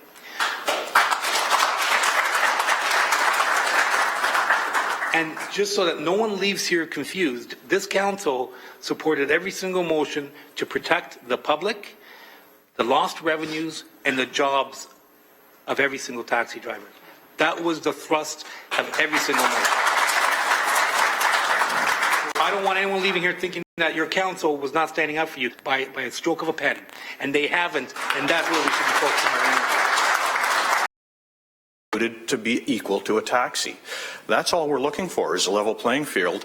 And the other thing is that in the Toronto court case, saying that it was a municipal, okay, that they could redesign their bylaws to adapt to controlling Uber. So all I'm asking, and I have the support of my industry, is that we include ride-hailing services as part of a definition of a taxi cab. Then they have to follow all the rules. Then we don't have to worry about anybody else saying anything. They have to follow municipal rules. Thank you. Okay, and I really appreciate it. If I could just have your permission, sir. On that particular issue, see, in comparing apples to apples, the problem that we're faced with is that the ride-sharing app is done through the internet. Cab systems are starting to do that. However, they're predominantly licensed to get their calls or get their rides through a telephone system. So, in essence, it's very difficult for the municipality to control internet action or activity. That's where the province and the feds literally can shut down Uber in seconds in the whole entire country. So right now what we're doing is, as Councillor Morelli used to always say, we're using our left hand to try to scratch the right part of our back, or vice versa. I can't remember the actual terminology you used, but it was a good one. but having said that, we're going down the road of the most resistance as opposed to least resistance with the proper level of government. And that lies within the federal government to shut down Uber nationally, and or the province who has, through the federation, the authority, constitutional ability to do so as well. So if we really want to tackle this problem correctly, target that we should be focused in on. Because right now, it's a very convoluted issue that's created some perception of inconsistencies and unpredictability. Time into this, and thank you for the document, the hard copy as well, that we can keep to further review and take notes from. So thanks for being here. Thanks for the opportunity to meet with you and about a half a dozen of the drivers 2-3 weeks ago as well, to just give me an alert and to prepare as well. So Steve, if I ask a couple of questions that I asked of the industry a couple of months ago when one of the brokers was in here speaking, and when we first met that Mr. I think it was a Chris Schaefer, from the spokesperson from the Uber industry. So at the time, after everything was said and done, Mr. Deputy Mayor, Steve, Council supported going in the direction, referring it to staff, of the Edmonton model. Now, since then, we've had a lot of emails from you, drivers, the brokers, Mr. Van Cleef, Mr. Singh, Mr. Rizzuto, all suggesting that, you know, giving us examples of what other cities and provinces are doing that seem to be stronger. So, Mr. Deputy Mayor, through to Steve. Steve, is your message today that as staff are reviewing and going to be reporting back soon, and I'll get a definitive answer from them publicly in a minute, is the Edmonton model not enough, is what I'm hearing, in light of what we approved a couple of months ago, which at least to me seemed to be what the industry was hoping for? Mr. Deputy Mayor, through to Steve for a comment, please. I think that it's changing daily on what Uber is as an entity, and I think that councils across Canada are changing their outlook daily on how to regulate it or maintain some sort of control over it. I think that our legal department here in Hamilton, and I think that the councillors that are aware of what's going on, I'm sure everybody is now because I'm not that shy, are going to go forward and look at the different ones that I've given you a hard copy of, looking at different avenues to be able to go forward from. We have to have something happen now. We have to stop this now while we decide on what is the appropriate measures to take, because they're still operating illegally. They're still operating without proper insurance. That accident last week in Toronto where the Uber vehicle got T-boned with all those people in it, what's going to happen if you were related to any of those and you find out that the insurance company is saying, sorry, you weren't paid to be you were a private car, you weren't paid to carry people, and we're not covering you now? What happened? Thanks, guys. But, you know, what happens to anybody if they're from Hamilton and that happens? Okay? Steve, to dovetail on that point, Mr. Deputy Mayor, using the Edmonton model, correct me if I'm wrong, didn't the province of Alberta override the Edmonton model because exactly of that, the lack of the insurance issue being resolved with Uber drivers and their passengers? Mr. Deputy Mayor, through to Steve for a comment. Right now, and you'll see it in your hard copy, what they've decided is they can't have proper insurance for ride hailing. That it will not be able to come in effect till July 1st. So they've been ordered to cease and desist. That's all we're asking, is that somebody that waddles like a duck and it quacks like a duck. It's a duck, right? You know, like, why are they with improper jeopardizing the safety of the populate of Hamilton? And I'm not worried. I know they have to use Edmonton and Calgary as a reference. I know they have to use places as a reference for their legal department to be able to come up and say, okay, this is the uniform standard answer that we think is good for everybody. I'm not worried about everybody. I'm worried about the populate of Hamilton. Thanks, Steve. You've got a great following today, Mr. Jones. I congratulate you. And well deserved, by the way, in light of your presentation, Steve. Steve, to paraphrase Schaefer from Uber when he was in here, to paraphrase him, he tried to give us the line that under Uber, more money in the pockets of drivers, eliminating middleman. If I recall that, I'm paraphrasing, but that seemed to be, hey, you know what, for that average driver on the road, we're actually better for them because we're putting more money in their pocket. How would you counter that, Mr. Deputy Mayor, through to Steve? I think that if anybody believes everything that's told to them, they're not quite on the right page.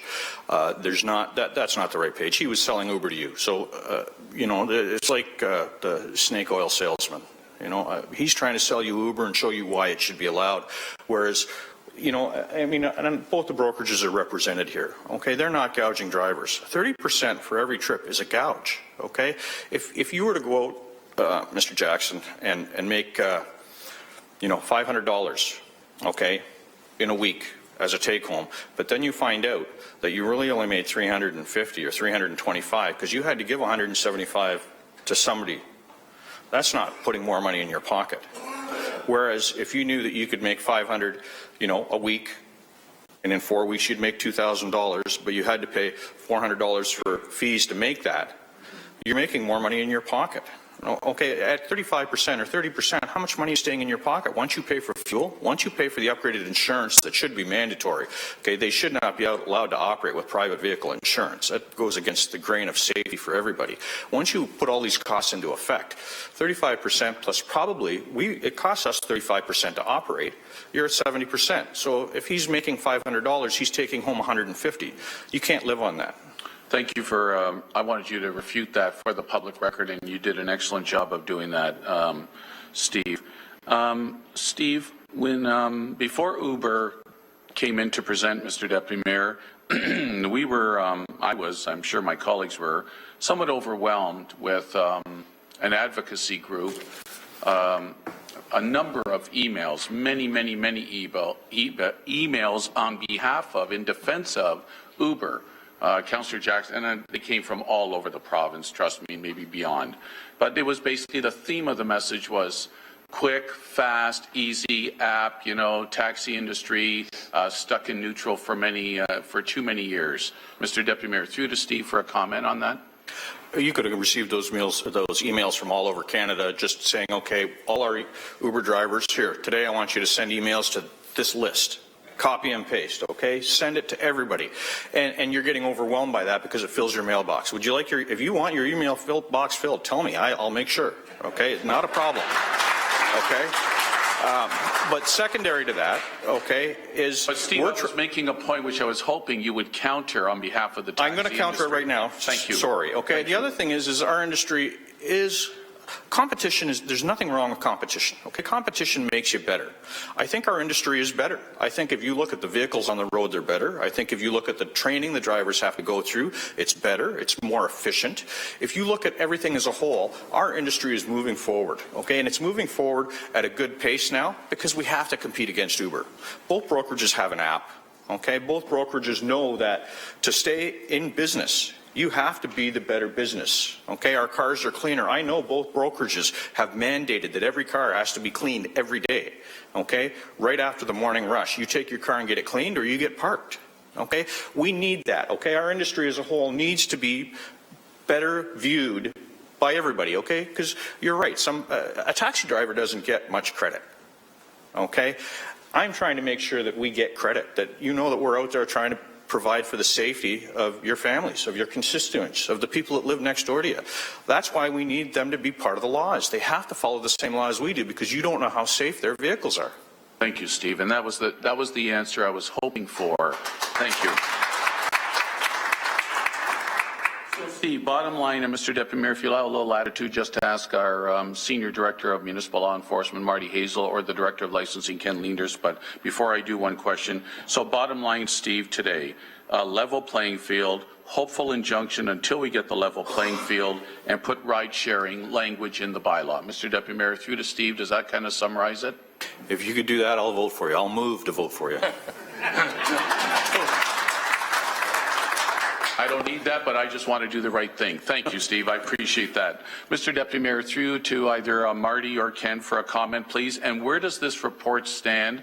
Because Marty, Ken, I know we commissioned this a couple of months ago, originally I think on the Edmonton model, but you've heard this is a moving target and maybe not strong enough, so sooner the better. Mr. Deputy Mayor, through to staff. Who's going to talk? Ken? Yes, through you, Mr. Chair.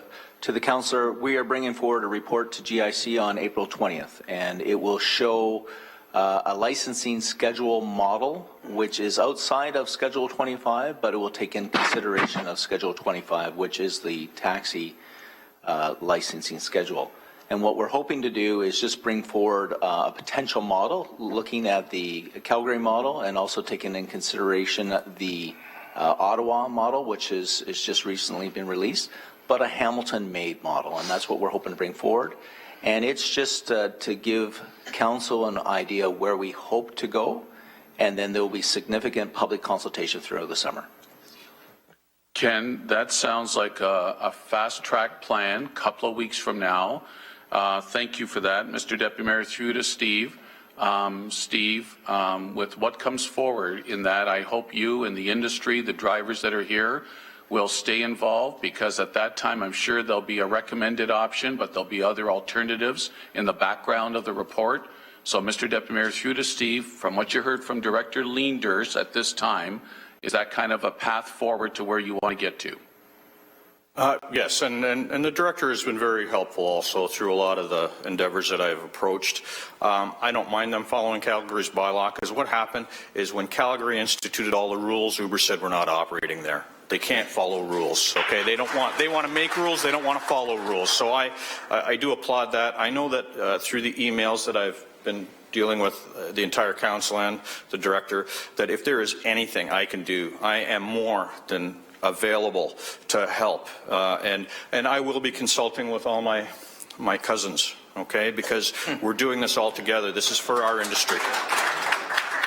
Thank you very much, Steve. I want to commend Councillor Marula, by the way, because he has been front and center, ahead of the curve here, seeing this a couple of years ago, and was ensuring that council was made aware of the anxiety, the anger, and the resentment that was developing within the taxi industry. And my record has been one to consistently support the industry. So, Steve, thanks very much. Thanks, Mr. Deputy Mayor. Thank you.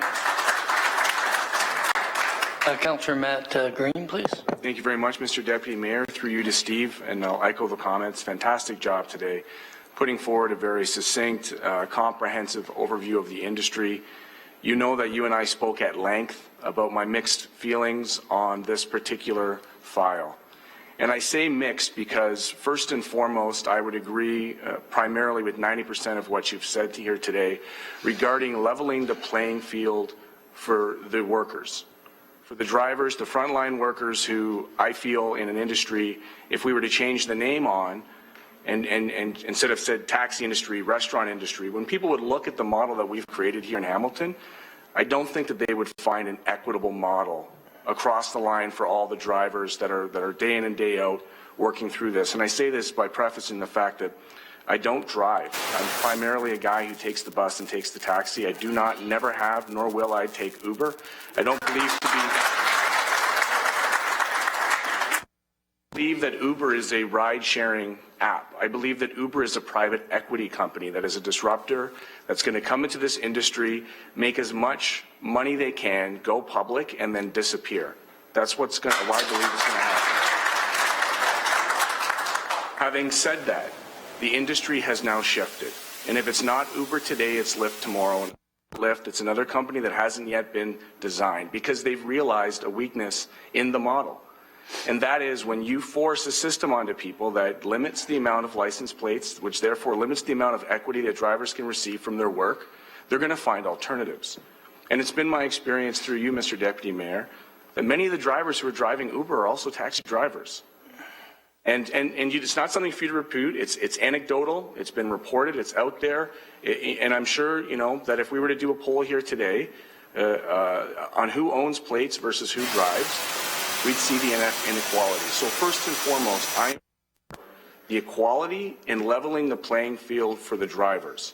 So you mentioned by bringing ride sharing into our bylaw, would you then therefore support expanding the amount of plates that are on the road so that people who want to be involved in this industry do not have the barriers that are faced by what we have essentially created as a closed loop, or as some has commented on it being somewhat of a cartel? Would you support expanding the licensing so you can have one driver, one plate, and allow people to enter into this field in a level way, as you've so articulated here today? No. You don't, and we can have this argument at length, but the people that own these plates have invested their lives into this industry. These plates are part of a retirement. My plate, I only own one, is part of my retirement. I don't have a retirement, okay? That plate and me and being involved in this industry and standing up and doing what I'm doing is my retirement. Let's look at U.S. Steel and how they got, beat up over their retirement because somebody from outside of Canada came in and killed their retirement. We're not going to do that.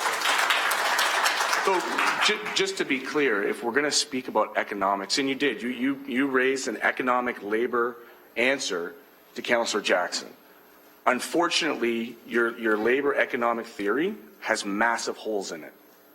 And if we're going to have the conversation around bringing them in, all I ask is that if you're talking about leveling the playing field for drivers to save jobs, to create equality, that if we're going to get into that, if we're going to bring them into that bylaw, then we need to really talk about the hard cap of plates that are on the road right now. And so I'm not asking for your response. It's not a popular statement for me to say. I've been very quiet on this file. But if you're going to use labor economics as a way to justify a cartel of closed loop licenses, then we have to be willing to have that conversation at some point. So I'm fully in support. I have been in support of where because I do believe in 90% of what you said. I just think that where the holes in your presentation are in the labor economics. And when you're really talking about equality of the workers, I think that's where it is, because you got into the costs and you fudged some numbers a little bit there, Steve, in terms of what it costs these drivers to be on the road. I know because I have the conversations many times a month. So that's the perspective that I'll be bringing forward as we go through this process. I'm sure you and I will follow up, and I have to say you did a fantastic job getting my ear on this conversation, because I had a different perspective before I spoke to you, and even what you've presented here today with the workers and the drivers that are here today provides a different perspective. But if we're going to have the conversation, then let's have it in a full and honest and open way. So those are my comments, Mr. Deputy Mayor. I appreciate the time, and I appreciate everybody who's been here today. Councillor Donna Skelly, please. Thank you. Through the Deputy Mayor to Steve. My first question is, how many plates are there in the city of Hamilton? Presently, there is 447 plates. There's 431 standard plates, and there is 16 accessible plates. Okay. Through the Deputy Mayor, we know that the industry is very proud of the service that it provides, the taxi industry in Hamilton. Despite that, Uber is a factor. I know many, many young people, perhaps it's a younger demographic, that do use Uber. In your opinion, what is it about Uber that is appealing? Why has it become a competitive force in the city? There's a couple of reasons, and that's why we're, as an industry, approaching this head on. But it's a millennium crowd that deals with a cell phone, okay, that has an app. It doesn't matter whether it's their credit card or their dad's credit card, okay. You're looking at a smaller age barrier base that's using the service. The other thing is, if you're given a choice to ride in a BMW or a very clean, very safe Crown Victoria, a younger child is still going to pick the BMW because it looks cool. They're not worried. When you're young, you're going to live forever. So you're not worried about the issues of safety or of driver training or of whether this car is the frame straight? Is it all right to drive? But it looks cool, let's get in it. Okay, so there's a whole bunch of reasons why Uber is slowly eroding part of what is our industry, and that shouldn't be allowed. It should be a level playing field. They should have their cars safetied. Through the Deputy Mayor, we talk about a level playing field, and I know that part of it is by imposing restrictions and penalties on Uber. But let's step back. The industry is highly regulated in the city of Hamilton.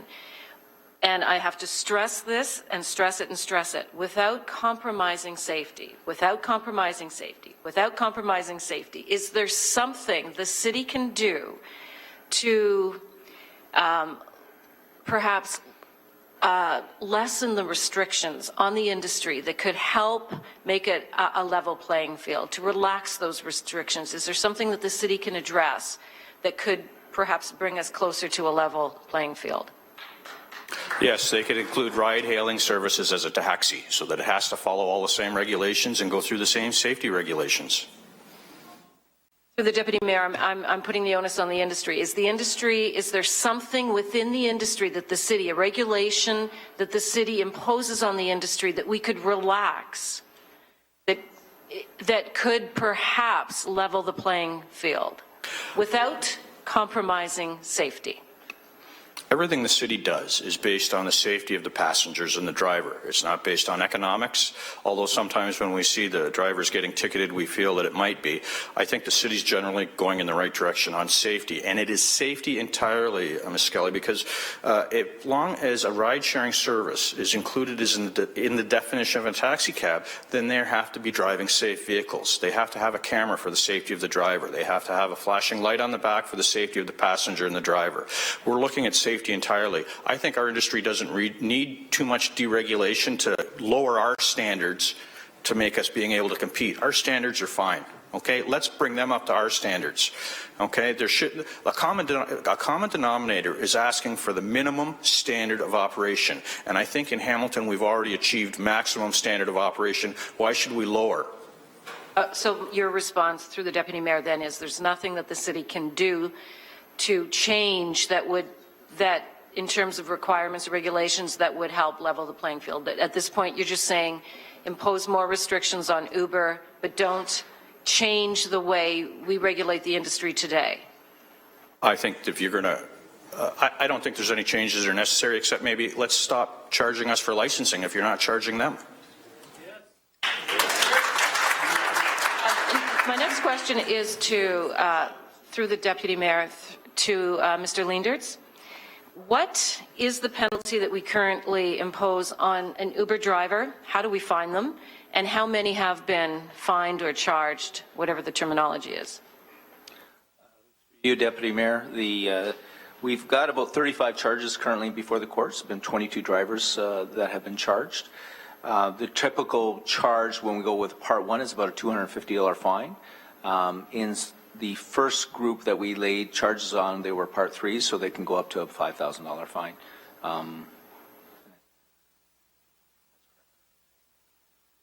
Thank you. Those are all my questions. Thank you. Councillor Pearson. Thank you, Mr. Deputy Mayor. I certainly appreciate the comments around the table. Steve, I am going to reiterate, excellent presentation. Thank you so much. Not much more that I can say here. I've always supported the taxi industry. I appreciated the meeting that your members had with me in Stony Creek. A number of drivers and operators living in my ward, so certainly appreciate and recognize the industry does meet the requirements at the City of Hamilton, and they are costly, but you do meet them wherever he may be. I certainly appreciate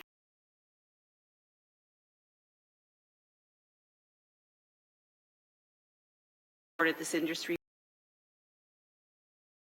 here today.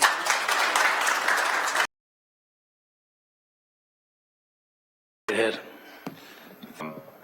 I think there's nothing that you're in my case speaking to the converted, being a very strong taxi supporter, and I can tell you there's a number of issues that I'm concerned about. First of all, this model is an attack on society. It's an attack on instability and creating precarious work, because that's what this is. There's no stability in this. Recently, I saw Uber drivers in Seattle trying to unionize. And when they were being interviewed and why that was the case, they had indicated that Uber, on an instant, could determine what the rate is going to be. So there's absolutely no control to another. There was no stability in regards to what those drivers would expect. At the licensing tribunal, I can tell you that 90% of our drivers or more are highly skilled, talented ambassadors to this community. But I can also tell you that the evolution of regulation is a result of direct, whether it's inquests, inquiries, lawsuits, very tested methodical approaches to ensure the highest level of safety for some of the most vulnerable people in our community. That's why those regulations exist. So when I look at the practical terms in respect to Uber, who controls the information? In the taxi industry, the city does. We get the transcripts, we get the information on the licensing, we get the fees to help provide the dollars for inspections, but everything in Uber through, they send the mechanicals and they send everything off into some form of cyberspace, and there's no level of accountability in the context of the city. What information shared with us, because we're not the direct, if we're not the direct receivers of the information, then where's the accountability and transparency in the operation of that industry? So there's so many issues and flaws on the regulatory component. I don't care what Ken Lindhurst does. He can shoot for the moon just to try and get equity in response to the regulations. But I would suggest very strongly, and I think Calgary's already experiencing it, is there's no damn way that Uber's going to give up that information. And if they're not giving up the information, then they're not going to be operating on the same level playing field. If they're not operating on the same level playing field, then it's putting our taxi industry at a disadvantage. So certainly, I have a real reservations. When I take a look at that child that broken leg or whatever to the clinic, you are highly regulated, and those parents putting those children or those brothers and sisters or fathers and mothers on that cab know for a fact that they're going to be treated in a safe and reliable way. That's why we have a strong regulation. Now, I want to get focused a little bit because there was a question asked earlier about how many licenses are out there. I think about 431, is that correct? There's 413 accessible plates. Now, what's more important to me, you talk about how many drivers are there? You know, right now we're losing drivers because drivers are working for Uber. People that have gone through the school that I work at that fail can buy a car that is older than 6 years old, make it look nice for a picture, and drive it and operate as a cab driver where they're not qualified. They haven't been taught and they've failed the course, but they're using the back door to be able to operate a business, an underground economy. I think that Hamilton's on the right track, and you're right. It has to do with the safety of everybody and maybe the safety of the lower portion of people that have special needs or have handicaps or are using our script system.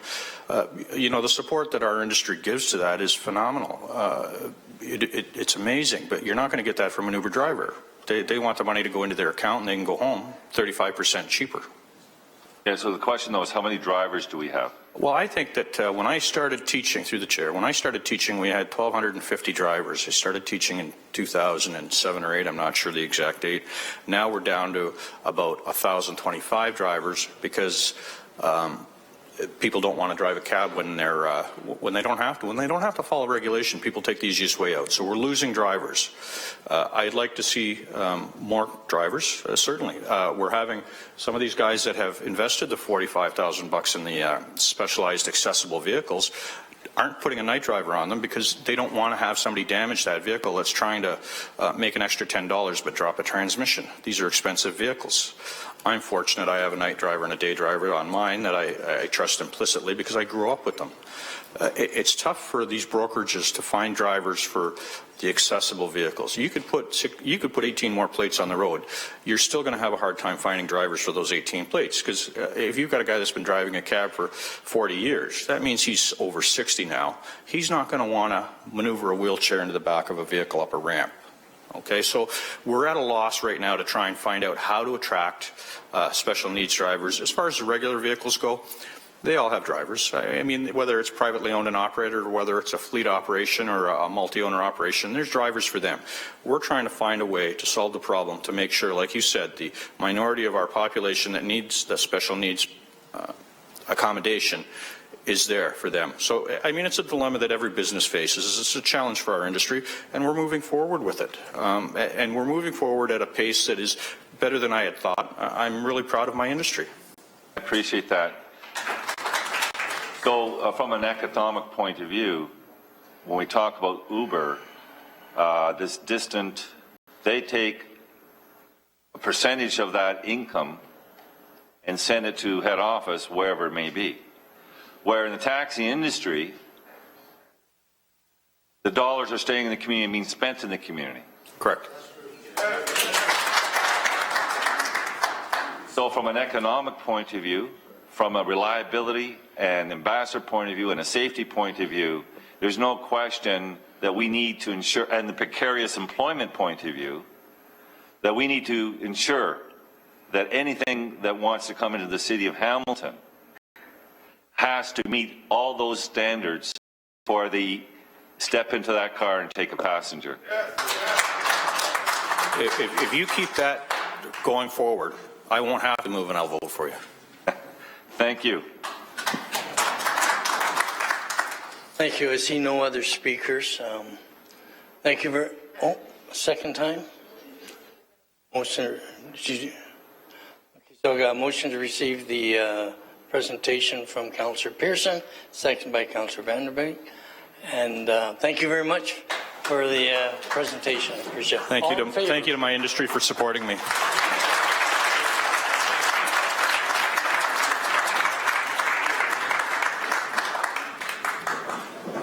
You don't have to leave. You could stay.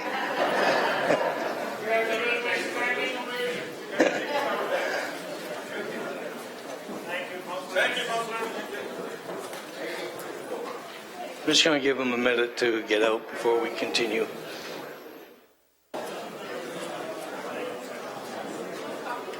No, I just had one, thanks. I leave it on.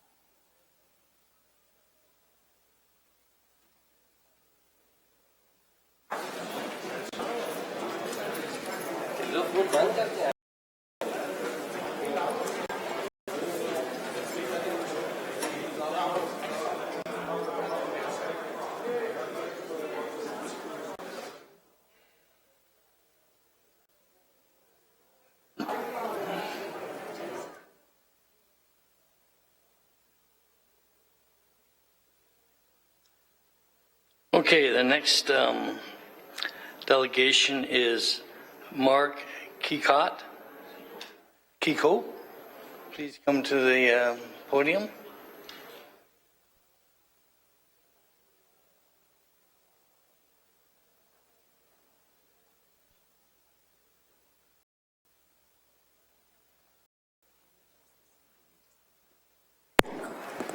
I'm sorry.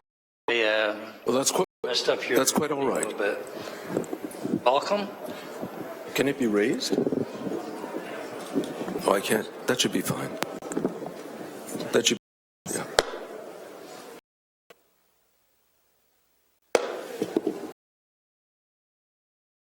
Okay.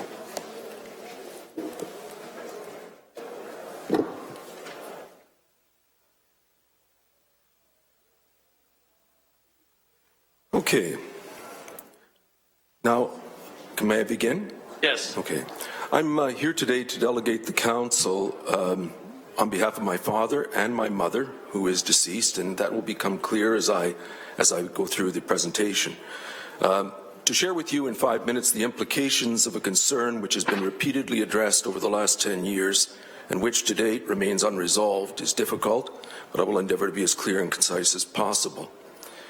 The concern relates to the creation of a narrow wedge of land that has been landlocking the back of my father's property and the back of his neighbour's property since July of 2006, and that has depreciated the value of their properties by depriving them of access to Fortissimo Drive, and thereby has prevented them from selling their properties at fair market value. I wish to begin by 2016, which is addressed to you and which was included in the agenda for the council meeting on March 9th, 2000. You've had an opportunity to read it, so I will not take up more of your time by reading it to you. I would, however, request that if you have not had the opportunity to read this letter, you do so before making a decision with respect to this matter. That is item 1.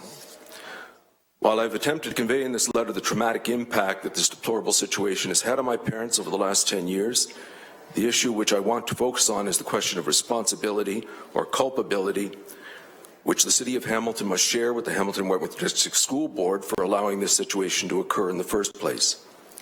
Of course, everyone who is familiar with the circumstances contributing to my parents and their neighbors' predicament has been very sympathetic.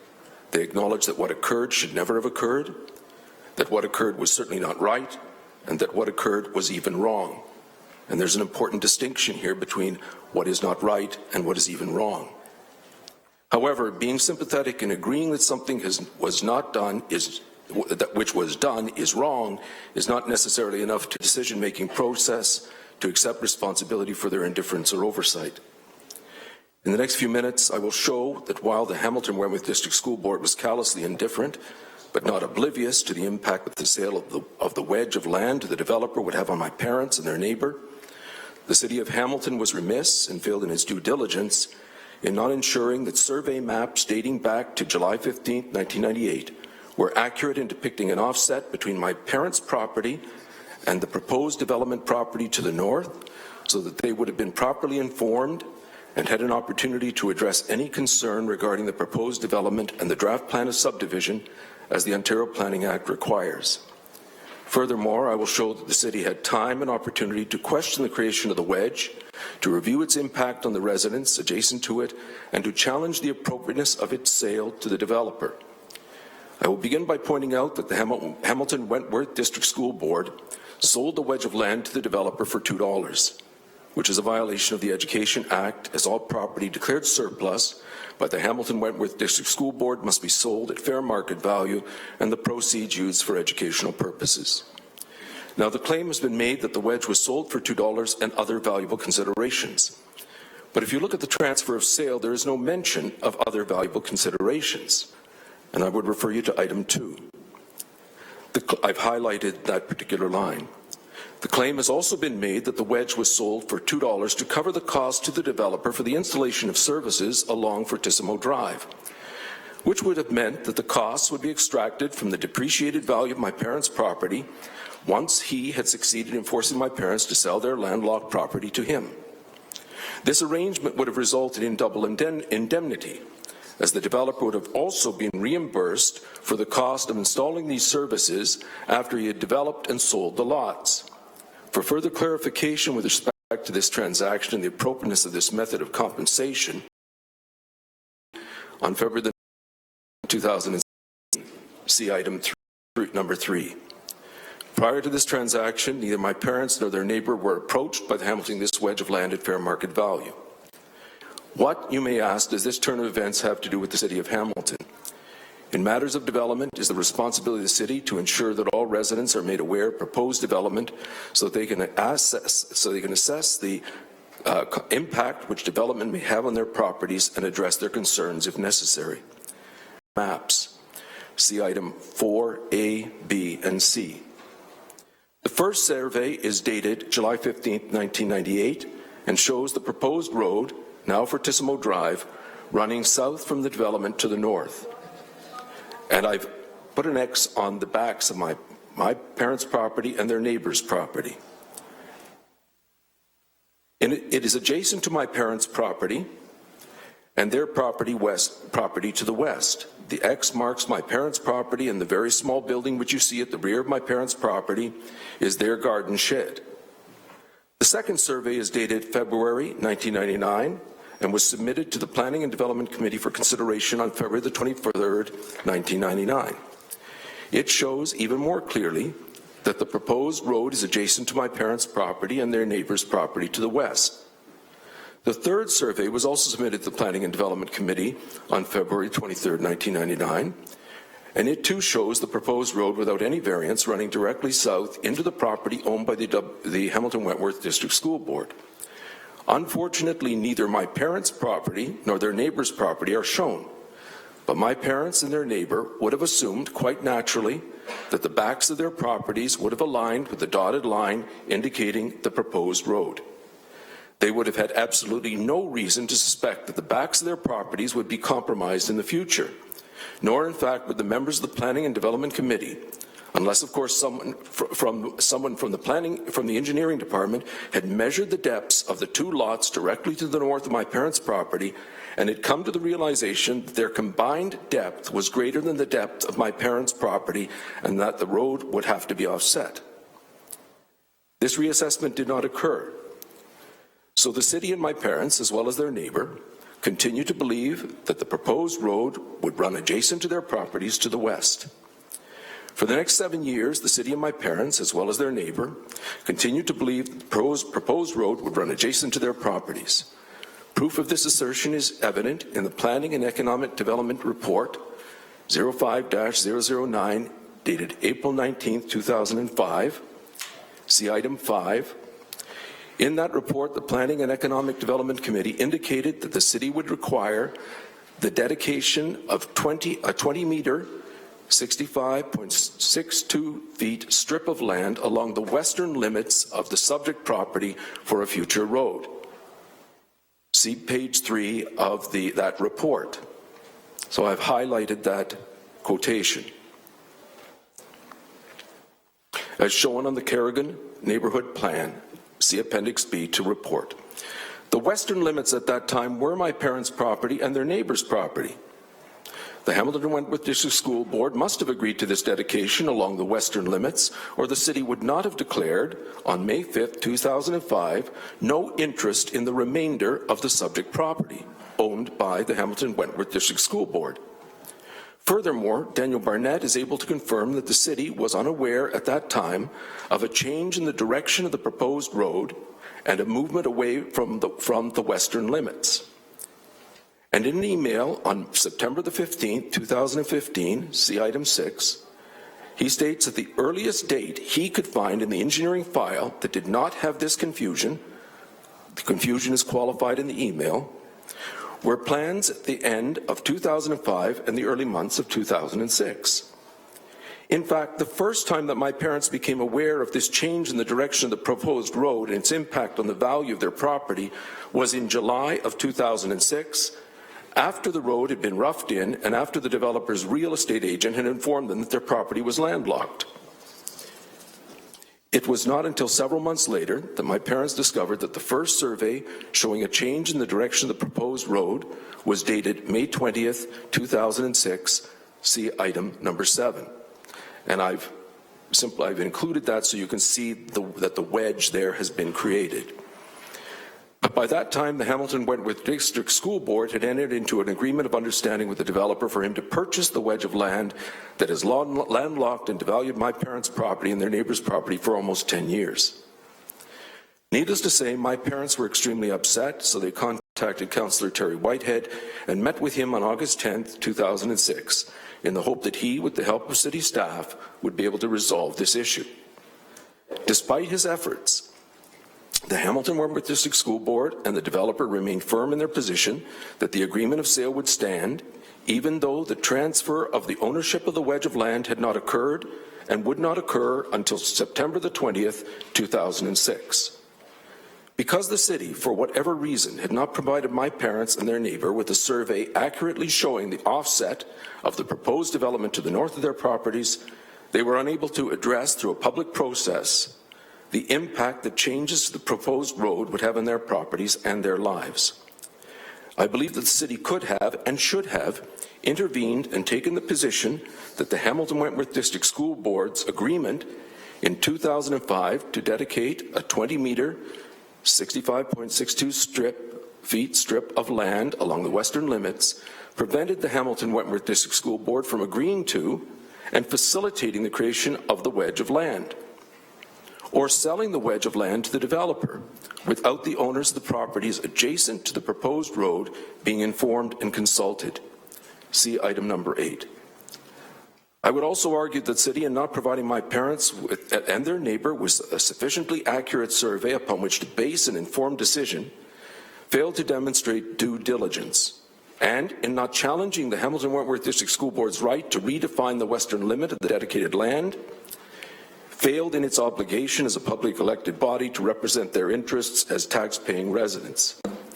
This contention is in part supported by the OMB's decision in November of 2009, which found that what occurred was not fair or just, and that landlocking someone's property may be understandable if private interests are involved in the transfer of land, but certainly not if public bodies are involved in the transfer of land, because the matter of access is a fundamental Plan H5 of the OMB decision. Now, I have not included the whole OMB decision, merely the board's findings, but Mr. Palazzo has made that available to you. I also highlighted several other considerations that I think I would just like to point out.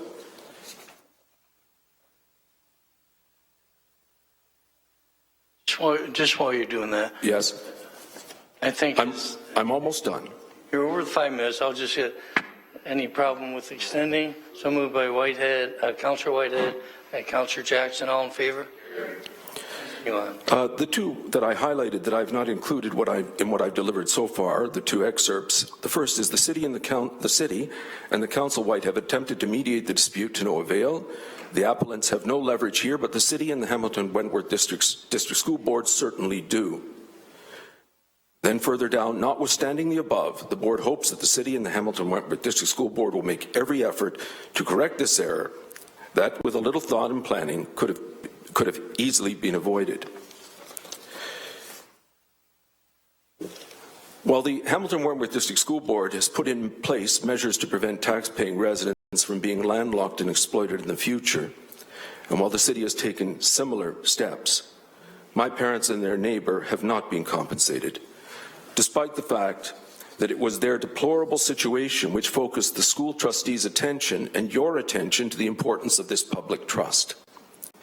I would ask, therefore, in light of the information that I've presented, and in light of the OMB's assessment, that you, after a period of reflection, accept, on behalf of the city, some degree of responsibility for what has occurred, and share the cost in attempting to right this wrong, even though the cost to my parents, after nearly 10 agonizing years, during which my mother has died of cancer and my father has had a stroke, cannot be calculated. That's everything. Any questions of Councillor Whitehead? Thank you, Chair. I certainly appreciate Mark coming forward, and I can tell you that we've had numerous meetings, discussions, letters, mediation. We certainly have fixed the problem so that no one will fall victim to these unfortunate circumstances from the point that was experienced by Kiko's and his neighbor. So I want to highlight that the hole is being fixed in regards to that process. However, there are victims, and I want to ask Mark, because I met your parents live and vibrant, concerned. They made an investment over many years, discovered from a real estate agent for the first time that their lands, the investment they made and paid taxes religiously for over all those years was eroded in value based on this action. Is that correct? That's correct, yes.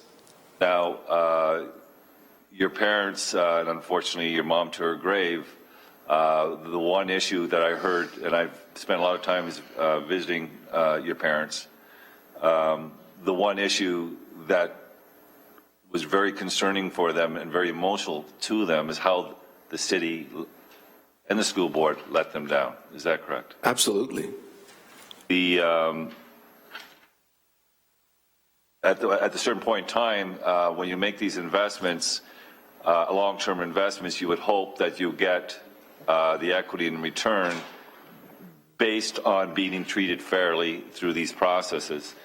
In any way, was there hardship that was created to your parents? Well, let me put it this way. They were unable to sell the property and move into a condominium, okay, and invest what little money would remain at that time, simply because my father was retired. They were one income family. He was a civil servant. His pension was not particularly large, but the real imposition here is that they were both elderly.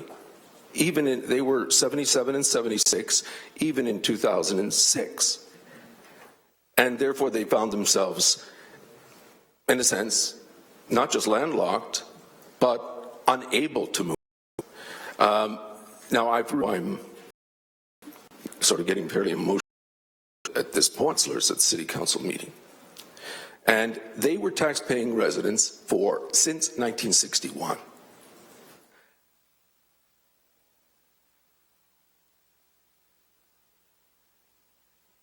It was their largest, it was essentially their only investment.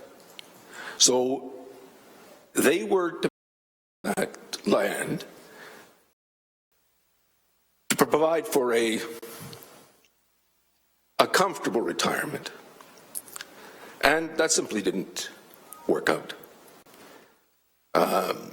There's no doubt that this situation took its toll on my mother's health. And as I've explained in the letter, although my father, emotionally, it took its toll on him, but his health seemed fine. My mother's health certainly was compromised by it. But in September of 2000,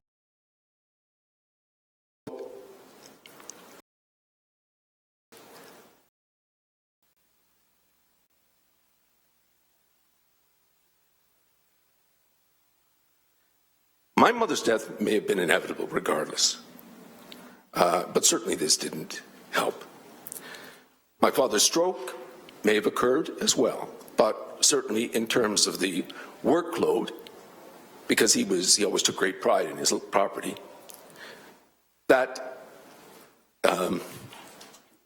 may have been exacerbated by the fact that he was still in the home.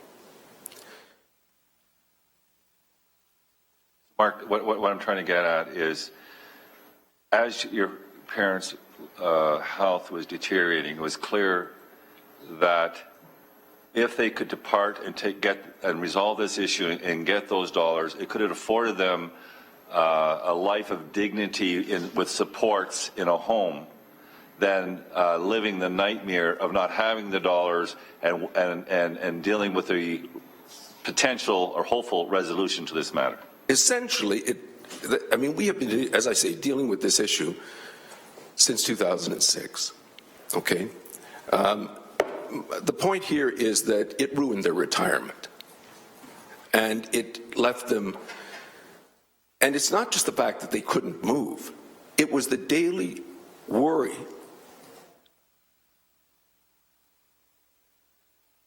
about not being able to divest themselves of this property and move into a situation would have been more accommodating as very elderly people. This is so the fact that no one seems to be accepting any responsibility for what has occurred here. The whole onus in attempting to rectify this is again being put on the back of my father. And that, if you think about it in this way, that there is no court in this country that would, it's in a sense what we feel is happening here. Because of course, and I haven't addressed the disparity in terms of what the developer paid for the lot and what he is now, it's been valuated at $75,000. Now, this is a huge disparity. If the right thing had been done, we have no doubt my parents would have had to pay something for the property, but if they were given an option to buy it in 2006, they would have got it for they would have paid more than $2, of course, but they would have got it for significantly less than $75,000. And it would have meant that they could have sold the property and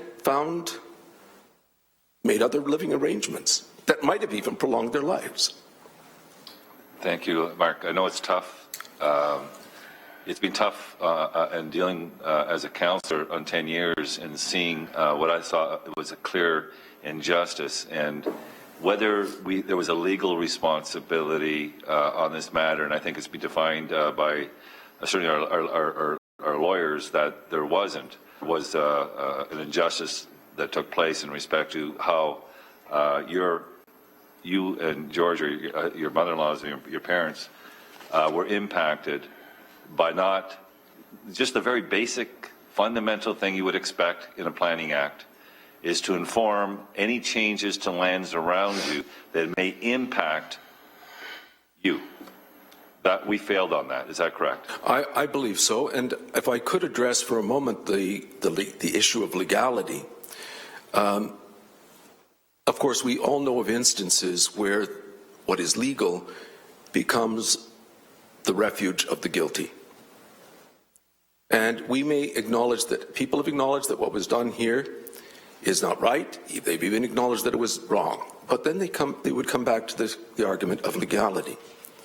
Well, my point would be that just the legal defense is not an impermeable barrier. It is subject to just cause. So the question here is there, and so that's, I think, what I would ask you to consider. I appreciate that. Thanks, Mark. Councillor Jackson. Thanks, Mr. Deputy Mayor, and God rest your mom's soul, Mrs. Kiko's soul, Mark. Thanks for coming in. So obviously, I don't have anywhere near the width or breadth or the exhaustive knowledge of your file that Councillor Whitehead has. So if I could just ask, based on your presentation, please, if I could just ask 2 or 3 questions. And I guess at some point in time, we should go in camera, Janice. I just don't know to understand. Mr. Deputy Mayor, if you just allow me latitude before I ask Mark the questions. Through to Janice. Janice. There are a number of things we certainly talk about openly, and then if we get to a point where it ought to be in camera, I'm happy to give a sort of a nod. Okay, thanks, Janice. So I got 2 or 3 questions of Mark, and just give me a timeout then, please, if you feel I should be asking them in camera. So just 2 or 3 questions, Mark, just so that I understand. Mr. Deputy Mayor, through to Mark. The OMB decision of November 2009, they talked about how this unfairness, whatever, between whatever the board and the city did or didn't do. But did the OMB actually order the city to compensate your family? Through you, Mr. Deputy Mayor, please. No, they're not in a position to do that. What they can do is they can make, it's a funny thing, it's sort of falls somewhere between a recommendation and a directive, which is a kind of no man's land in terms of legality. Okay. Thank you for that clarification. Has the Hamilton Wentworth District School Board provided or offered any form of compensation financially as well? Mr. Deputy Mayor, through to Mark. I attempted, of course, I've spoken with, or I've certainly communicated with almost everyone concerned. I sent the decision of the OMB, the findings of the OMB, to every trustee with the school board. I communicated at the time with Christopher, I sent an email to Christopher Spence, Daryl Sage, and they have both, of course, they've gone on to Toronto. No response. Everyone stonewalled on this issue. So, however, this is why I mentioned that as a result of what occurred with my parents, the school board, the trustees have taken the initiative of putting into place measures that will ensure that this does not occur again. But they refuse to accept their responsibility, okay, publicly certainly, or in any way, because they haven't communicated with me. Even though I requested an opportunity to delegate them, they refused. So the answer to my question is no. Is no. Quite simply no. And as you've appealed and worked closely with your hardworking councillor Terry Whitehead, your Ward 8 trustee Wes, any direct relation with him as well? Through you? Yes, my parents communicated with Wes Hicks repeatedly. I didn't speak with him, but I did send him several emails. Thank you, Mark. Okay. So lastly, Mark, you just, I think a minute ago, you threw out a number of $75,000. Did I hear that correctly? 75 is the city's value, was the city's value of the wedge. The city has also also had another valuation, independent valuation done that is $70,000. Okay. So let's use, for the sake of argument, 75. Last question, Mr. Deputy Mayor, your last paragraph of your presentation today on page 4, that some degree of responsibility occur and share the cost in attempting to right the wrong. Can I interpret that to be, hypothetically, you're looking for some portion of the 75,000, Mr. Deputy Mayor, through to Mark? That is correct. In fact, there were discussions with Terry Whitehead as to what would the city might be acceptable to the city. There was no assurance, of course, and even in conversations with Dennis Perlman, okay, that we were prepared to pay something for the wedge. Okay, it's not like we expected it to be. Of course, we wouldn't have expected it to be given to us, but the issue here was we were led to believe that a 50% share of the cost would not be unreasonable. So, Mark, I'm wrapping up. I appreciate all the sincerity and the emotion of what you've brought to the table, but more importantly, the issue itself. And I guess some point in time, I would imagine, after we receive a presentation pending the Deputy Councillor Whitehead's leadership, we may want to go in camera, because I'll be honest, I understand what you're looking for, and without the school board at least being looking for some degree, I'm looking for some degree from you.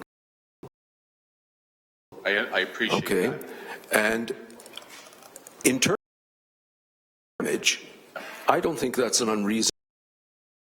Absolutely. Bring the three parties together, that's all. But thank you very much for answering my questions, Mark. Very Thanks, good. Mr. Deputy Mayor. Thank you. Any other questions? I have a motion to receive from Councillor Collins, second by Councillor Murillo. All in favor? Thank you. Thank you very much, okay, thank you Mark, very much. for your presentation.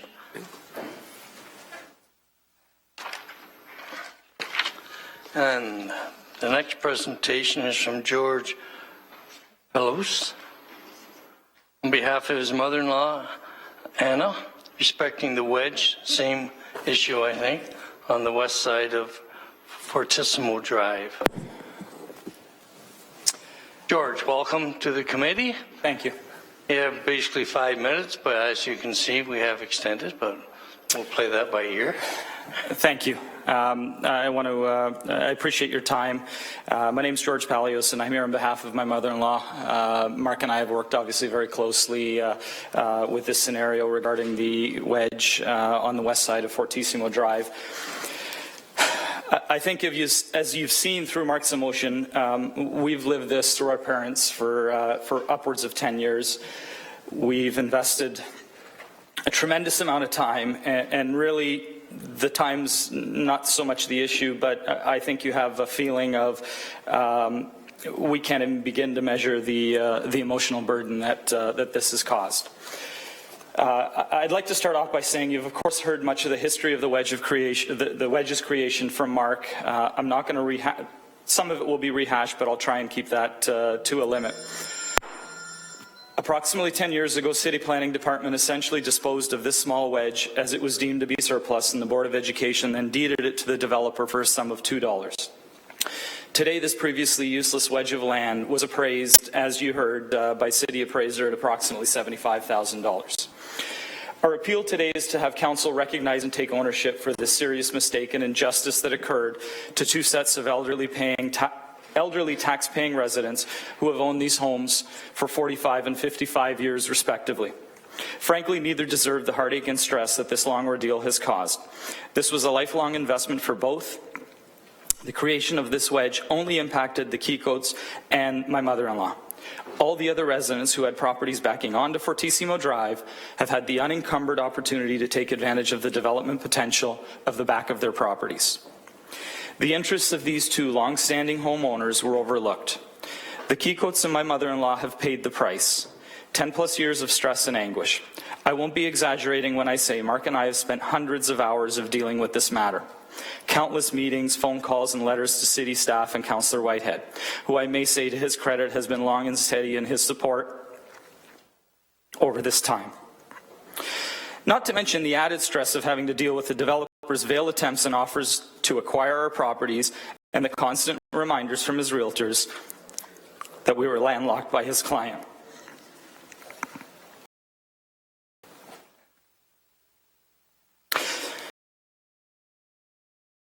Our parents have indeed paid a price over the years. The creation of the wedge was a clear advantage, as firstly it created more viable lots properties, a wedge that we had no idea was in the Kikos only found out inadvertently in 2000. The developer had privileged information as to the lotting. Time again, as mentioned, we have had numerous meetings with department, city staff, city lawyers, and 2 lengthy OMB hearings. 2009. Forgive me, I didn't number it, but there were 3 attachments that I provided, and it should be. Wrote to the developer after one of our meetings, taxpayers. Additionally, as trust that the city would do the right thing, acknowledge the mistake, and take responsibility for the city's error, for the city's role in the error. Had the wedge not been created, had the roadway for Fortissimo gone along the westerly limits of our property lines, we would not be here today. Even after the creation of the wedge 10 years ago, had we been given the opportunity to purchase the wedge, we would have done so. It may have cost a few $1,000s at the time. After all, it was zoned AA or agricultural. We shouldn't have to pay today's prices for the city and the board's mistake that occurred 10 years ago. What is a hard pill to swallow is the developer will walk away with approximately $75,000 or whatever the value is determined to be for that useless sliver of land that was initially deeded for $2. I mean, I hate to be cynical, but how about that? Does anyone have an issue with that type of return, a $2 investment, turning into $75,000 10 years later? We're not asking for any freebies. I ask again, why are we expected to pay today's dollars for this mistake? We have not just surfaced from under a rock. We have been actively dealing with this for 10 years. I provide you with a letter written by the Kikots, October 15, 2006, to Mr. Whitehead, and note paragraph 3, where, again, by Mr. and Mrs. Kiko, it was suggested one solution would be for the wedge to be sold to us at fair market value. The Planning Committee's recent position of not owning any financial responsibility to purchase the wedge, I'm sorry to say, is like a slap in the face after all these years. Let's be clear, we are willing to pay a share, but we urge Council to do what is right and take financial responsibility. The taxpayer has benefited in ways I have alluded to earlier. Most recently, it was suggested. Throughout this whole time, we put our faith by Mr. Whitehead that he felt Planning Committee would at best accept a 50% share in the cost of the wedge. However, at the committee meeting, council members present rejected the recommendation and opinion of Mr. Whitehead. I ask why. Why not trust the opinion of a long-standing member of council who has spent many, many hours with our plight and fully understands what has transpired? He's been in our homes. City to do the right thing, and we have put our faith and trust in our Councillor Terry. My mother-in-law will be 78 this year. She's a widower. These folks had worked long and very long and hard. They are personal residences of our parents. They are not builders, developers, nor investors. Mark had made mention of the board findings on page 5. I've provided you the full package as noted. I'll very briefly just repeat what the OMB councillor Mr. Sneezek had provided. And he noted the matter of access is a fundamental planning issue, and landlocking someone's property may be understandable if private interests are involved in the transfer of land, but certainly not if public bodies are involved in the transfer of land. And I quote this from his finding. And he also further states that although the transfer was legal, that does not mean that the transfer was fair or just.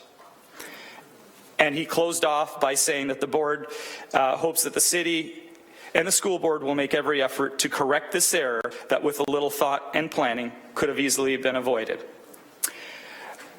I leave you with, finally, I urge you to take info from our presentation and the OMB findings and use it as a moral compass. As city councillors, to do what is morally and ethically right. Of Hamilton pay for this, because it was the error of the City of Hamilton Planning Department that has created and left this burden to 2 of its citizens. Thank you. Thank you, George. I have Councillor Green. Thank you very much, Mr. Deputy Mayor. I have to say I feel somewhat in a bit of an awkward situation with this presentation, and I'd like to just expand on why.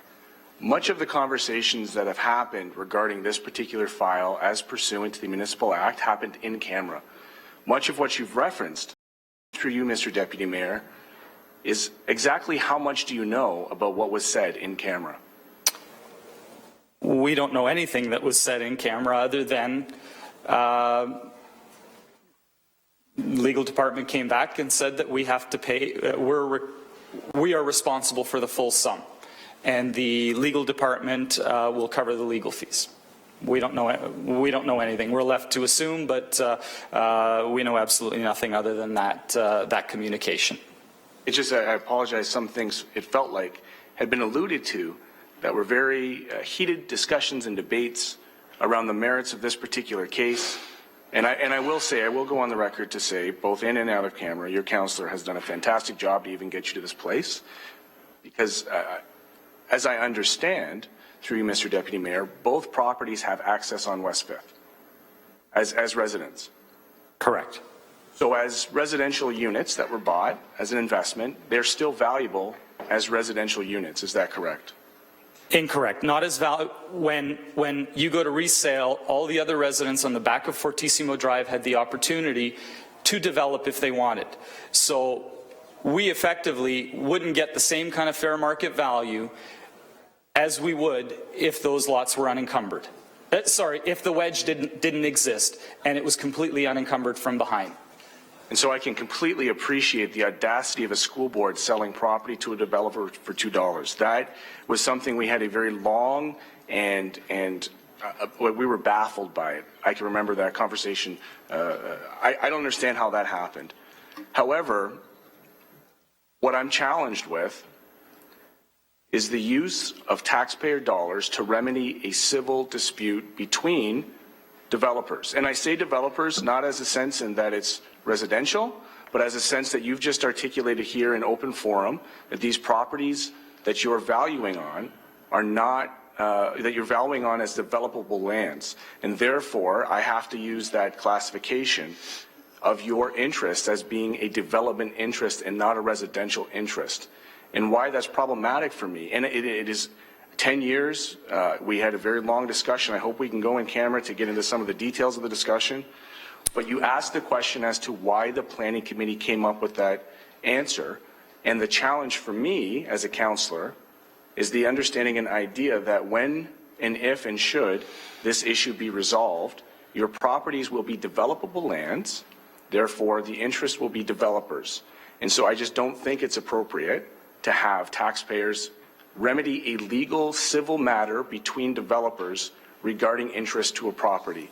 I still believe that there is value in that neighborhood for those houses. That is probably appreciated along with the 10 years. And I'm certainly not saying this through you, Mr. Deputy Mayor, to minimize the personal pain and anguish and frustration of your parents. But in the process of this, the position to say that we are culpable for civil matters between developers and therefore we should use taxpayer dollars to remedy it is very highly problematic for me. I just don't believe that's what we're in the business to do as a municipality in that space.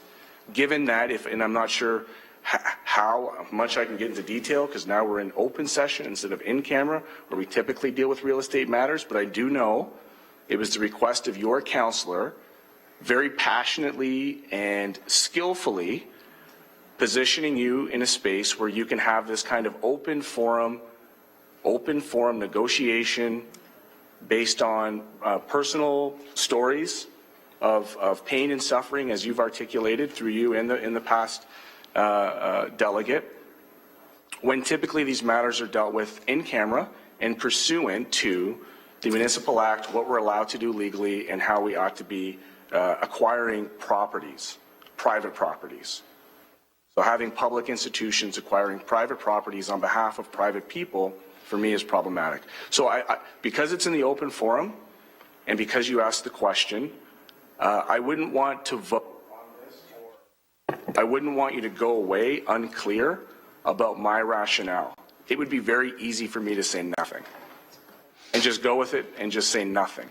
But I think it's important that those key points are articulated in this forum that you've chose to present in.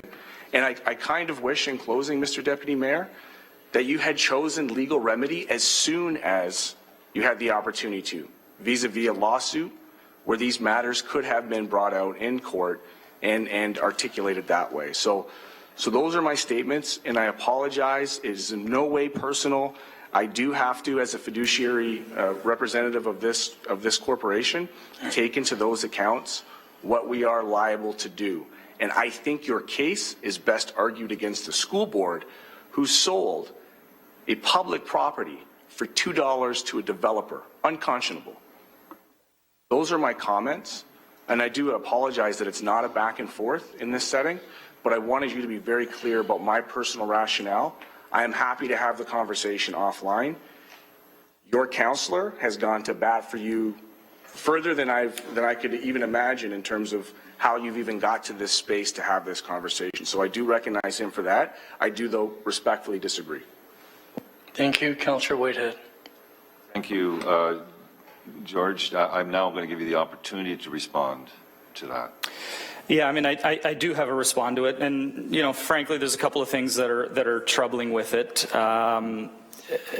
Part of what I alluded to initially was we put our faith and trust in the city and in the council and in the planning committee to do the right thing, and we felt at the time the right thing was taking the high road and trying to resolve the issue, and we had countless numbers of meetings as alluded to, and everybody at every level from the city has acknowledged that there was a wrongdoing.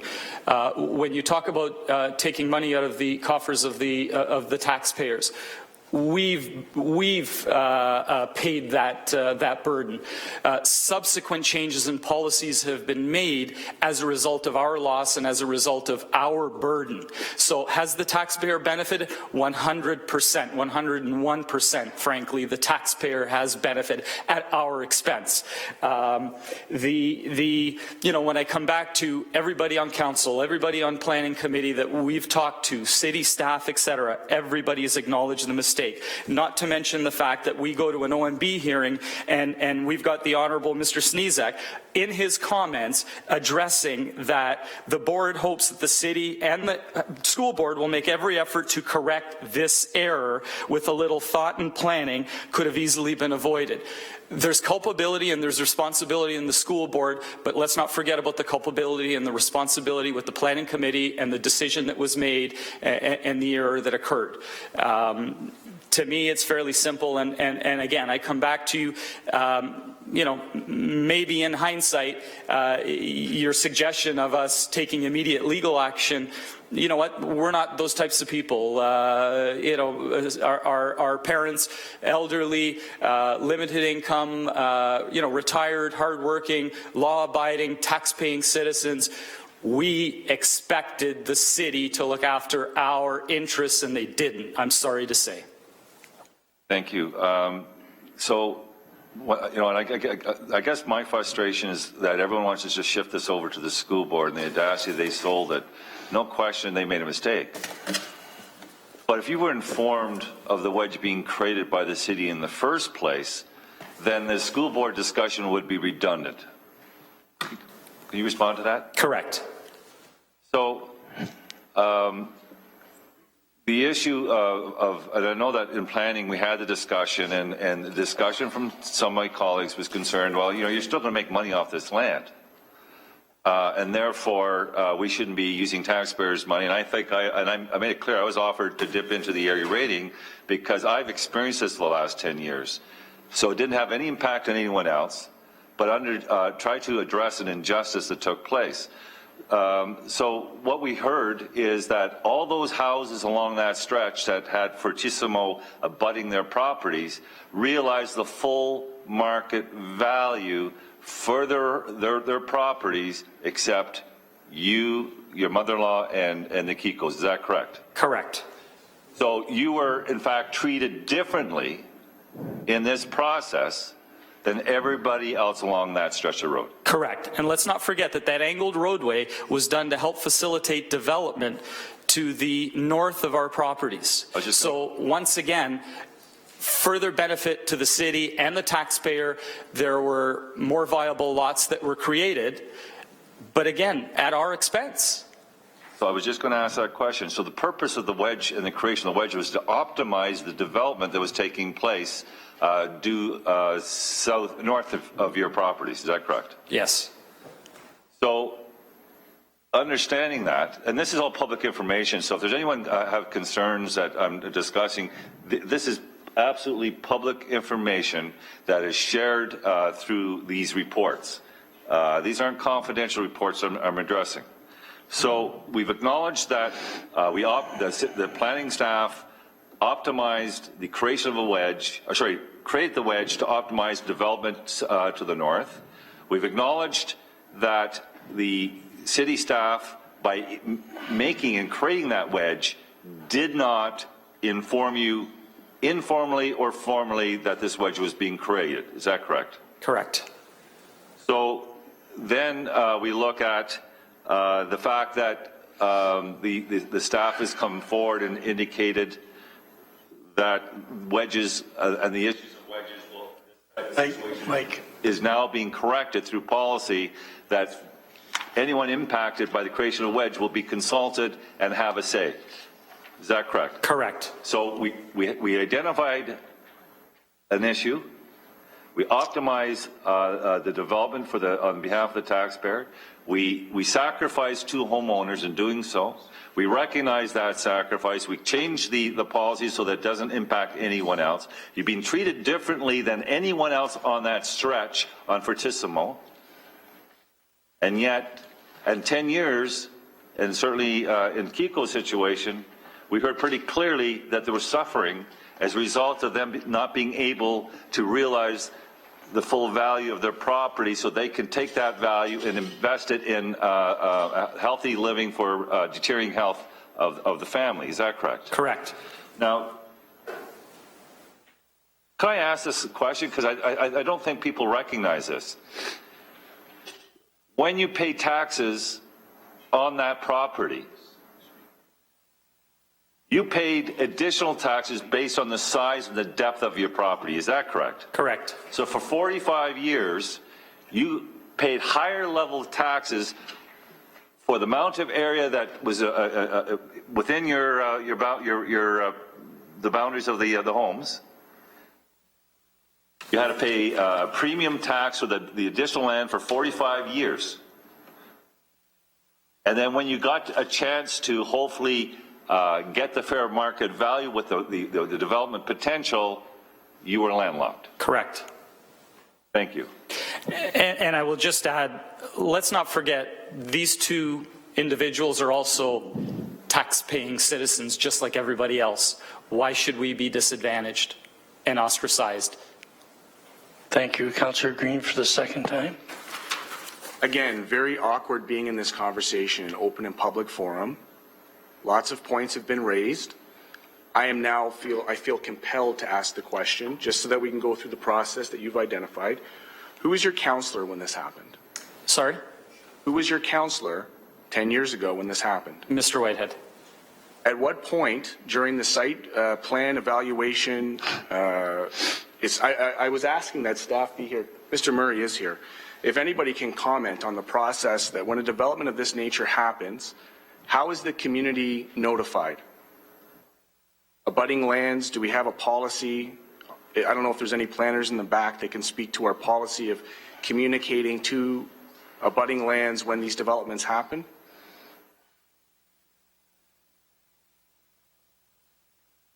Who wants to tackle this? So through the Deputy Mayor, this is not going to be that helpful, but of course there is a notification process. I am just not sure at what stage this was at the time that road alignment was adjusted. So that is a question, it's a very specific question as to where the planning department was in terms of the notification process at the time that adjustment was made. Because it feels like, through you, Mr. Deputy Mayor, that during our planning processes, subdivisions, site plans, we often have public hearings where 1, 2, 3 times we ask. I'm sorry, sir, at this point in time, this gentleman is speaking right now, so the way you're it's not appropriate at this particular time. Through you, the site plan with the developments, there are opportunities through the planning committee to engage in the process. There's no point of order on that. There's definitely a point of order because it's already been demonstrated by the presentation that when the subdivision plan went in, it precluded the wedge being created. So there was no public opportunity for the adjacent homeowners to ever know that this, or even the councillor for that matter, that this wedge was being created. So at what point in time in the site development, well, I guess this wouldn't be for you, this would probably be for our planning staff to figure out that process. And again, I would have much rather not have had this conversation in public forum. Just full stop. I wouldn't have. It's awkward for the reasons that we're identifying right now. But when you bring in culpability in a public forum, I think we have a responsibility to provide a rationale for culpability. It's not a personal thing, it's just a process thing. I'll withhold the remainder of my questions until we do go in camera, and hopefully there's staff, planning staff, who can speak specifically to the allegations that we are culpable legally for this particular situation. And if there are questions that I'm willing to hear from around the table, particularly from the members from the planning committee who were present to that conversation most recently when we first dealt with this. Thank you for the opportunity, Mr. Deputy Mayor, and I certainly hope in no way that I've offended you as a person, you or the councillor in present, but the talk about how this came up 10 years ago, it was present for me that at the time the councillor was the councillor. And so that's a challenge. Thank you. Yes, thank you. Move to receive, seconder, Councillor Pearson. All in favor? Thank you very much, George, for your Thanks for your time. Okay, now the next presentation is the one that was just walked on at the beginning of council concerning 1828 King Street. It was brought on through Councillor Farr. Councillor Farr, do you want to make a comment on it, or have you got people? I'm sorry? Yeah, who's doing the presentation? Okay. So this is Tim Bullock, who is legal for the proponents of 18 to 28 King in the Gore, and the architect on this presentation, David Premi. And thank you again for allowing this delegation. I should have let the clerk know yesterday. Yes. However, reach out to as many of my colleagues as possible yesterday. So, and all were warm to the idea, and I appreciate that as well.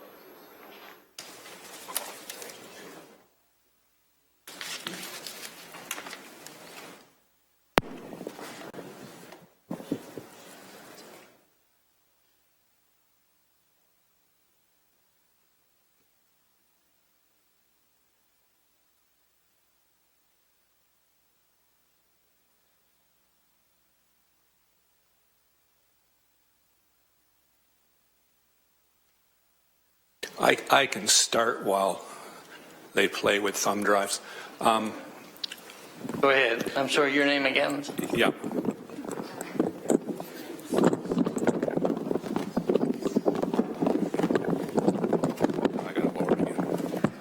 Okay. I'm Tim Bullock, lawyer at Simpson Weigel.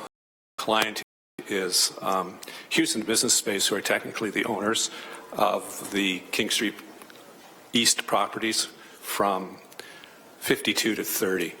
Those properties are the ones that are subject to the application.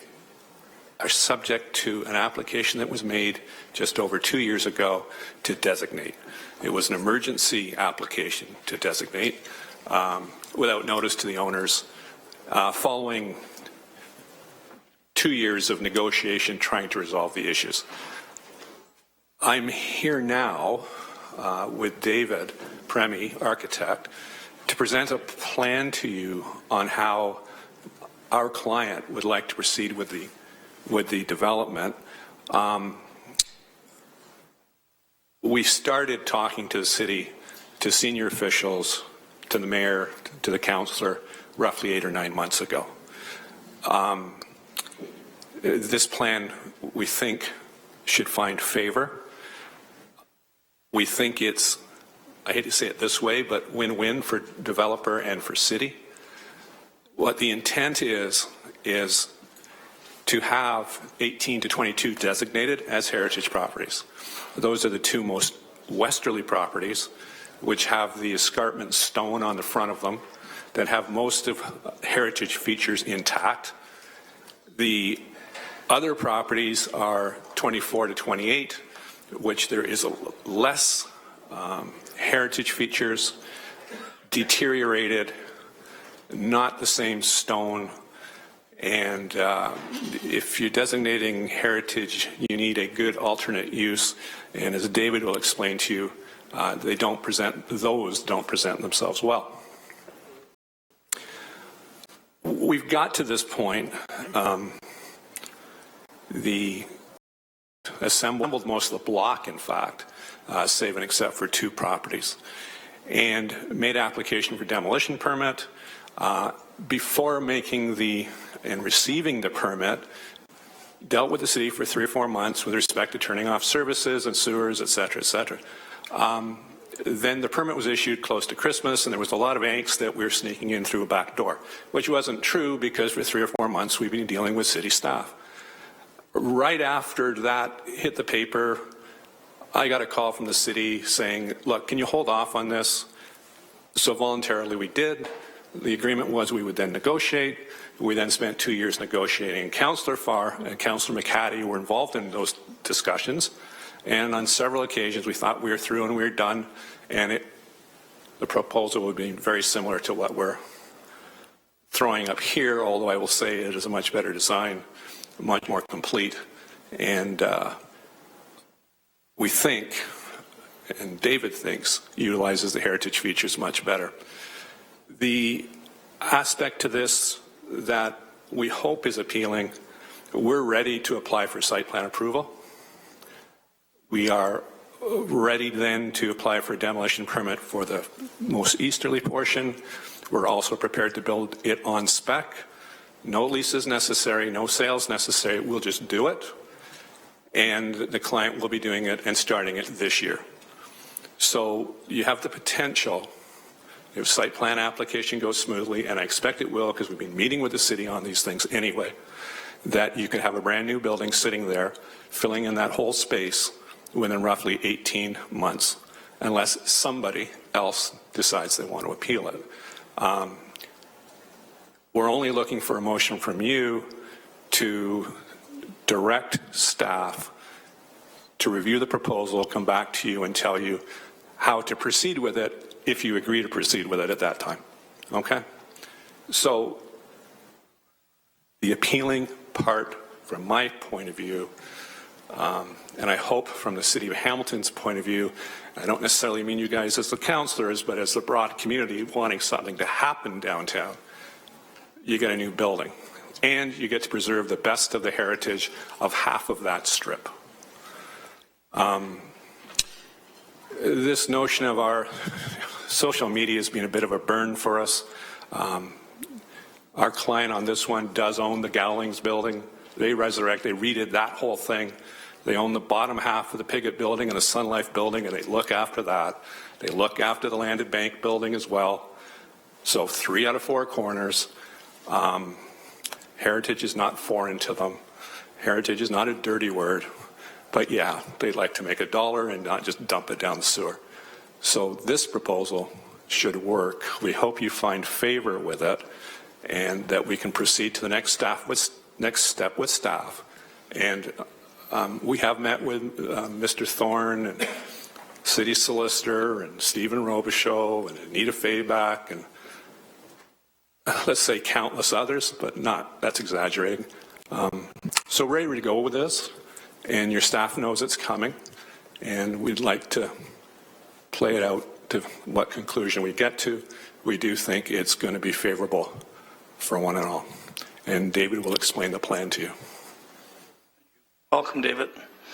Thank you, Tim, Mr. Chair. Thanks for the opportunity to be able to unveil this design, and that we think, as Tim mentioned, has been the result of a lot of hard work and goodwill between staff and the development team, and more recently, Councillor Farr. Slide here. This is a slide that shows the context of the development, and as you can see, marked in red, dotted. What we are proposing here is, as Tim mentioned again, a speculative mixed-use building. The building itself is roughly 30 feet deep. Gore Park that we're proposing is 30 feet deep. The remaining, the parking surface that would specifically, so the apartments and the retail in this building. The ground floor offers about 4,000 square feet of new, modern, flexible retail space, and consists of about 20,000 square feet. The entire building is 20,000 square feet on 5 stories. The upper levels offer 4 units, and these are 1 and 2 bedroom units ranging between 750 and 1,000 square feet roughly. So I'll go to the next slide. This shows you a typical residential floor plan. So the apartments face north, of balconies that face Gore Park, overlook Gore Park, and they are accessed from the rear through breezeways and stairs, and there is also front on King Street. We have an elevation here which shows, as Tim mentioned, the remaining Thomas Kerr facades, which are at 18 to 22 King Street, restored, and the new facade that's shown at 24 to 30 King Street will be constructed of stone and designed to be sympathetic to the context, but maintain a more contemporary expression. But it will reestablish the street wall on the Gore in a 3-dimensional rendering. This is the expression that we're proposing. You can see that the 5 stories with the 4 there's a number of reasons, inevitably we'll be asked why. We think that this is a compromise that we've worked at by 24 and 20 King Street are much more difficult. One is there's an engineering report that's been commissioned that indicates that 8 King Street is in dire as it stands today. 24 King Street, the next one to the east, is basically decades ago was stripped of any of its original heritage features, so there's very little left of that facade to save at this point. It would essentially be a reconstruction of a historical building that doesn't really exist anymore. The floor and window levels of 24 and 28 vary greatly from the relatively even floor levels of 18 to 22. So reestablishing the facades would create a situation where it was difficult to make contiguous and usable floor plates in behind. The small compartmentalized retail units that exist now on the ground floor are very inflexible, and they are very difficult to adapt to modern retail uses. The idea is to have as flexible and as open a space for retail use, so many different uses could be conceived. And lastly, the cost of rebuilding and restoring all 4 facades would render the project financially infeasible. So we're excited to present this proposal. I think it'll offer a lot of animation and energy to the newly pedestrianized Gore, and I think that it's very respectful to the heritage of the Gore. We believe that this proposal represents a big win for all parties involved, and I would be happy to answer any questions that you might have about details. Thank you.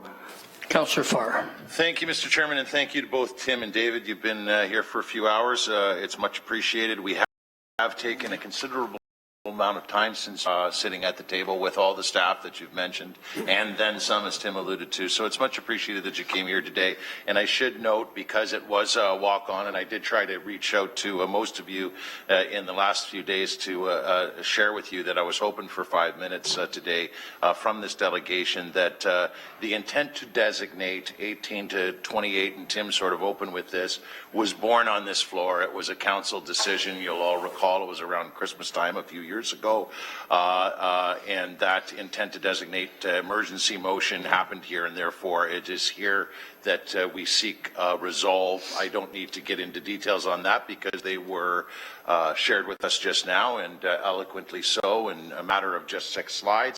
If committee has some questions, that's great. But at our most recent meeting last week, Mr. Chair, all parties that have been sitting at the table trying to come to some resolve as it relates to the very heart of our city in Gore Park, this process would be most applicable.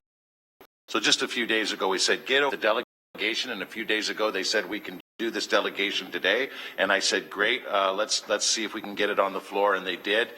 So there's the reason for the haste, and I appreciate that we don't always like walk-ons, but in this case all I seek to do is, and through you to the chair, and what you're asking for here today, as we've discussed in the past, is to refer this proposal to staff. So in not the next, but the following GIC. Through you, Chair, correct, Tim? I'd like to do that. I'll send a copy of that motion to Stephanie. I'll read.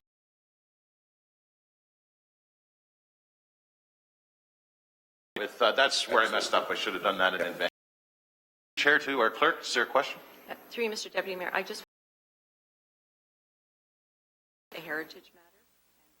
Under the mandate, through the procedural, determine that, but it does appropriately belong at GIC to be most appropriate, but I'm ready, willing, and able to change that course of direction. But it's at GIC today for those very reasons, and at the advice of our staff. So the motion will be at the appropriate time, and quite simply that the appropriate staff be requested to review the proposal respecting 18 to 28 King Street East, and report back to GIC on a process that the committee may consider to facilitate this resolve in 1 month's time. GIC or planning? Which well, one? I'm hopeful it's still through you to Janice or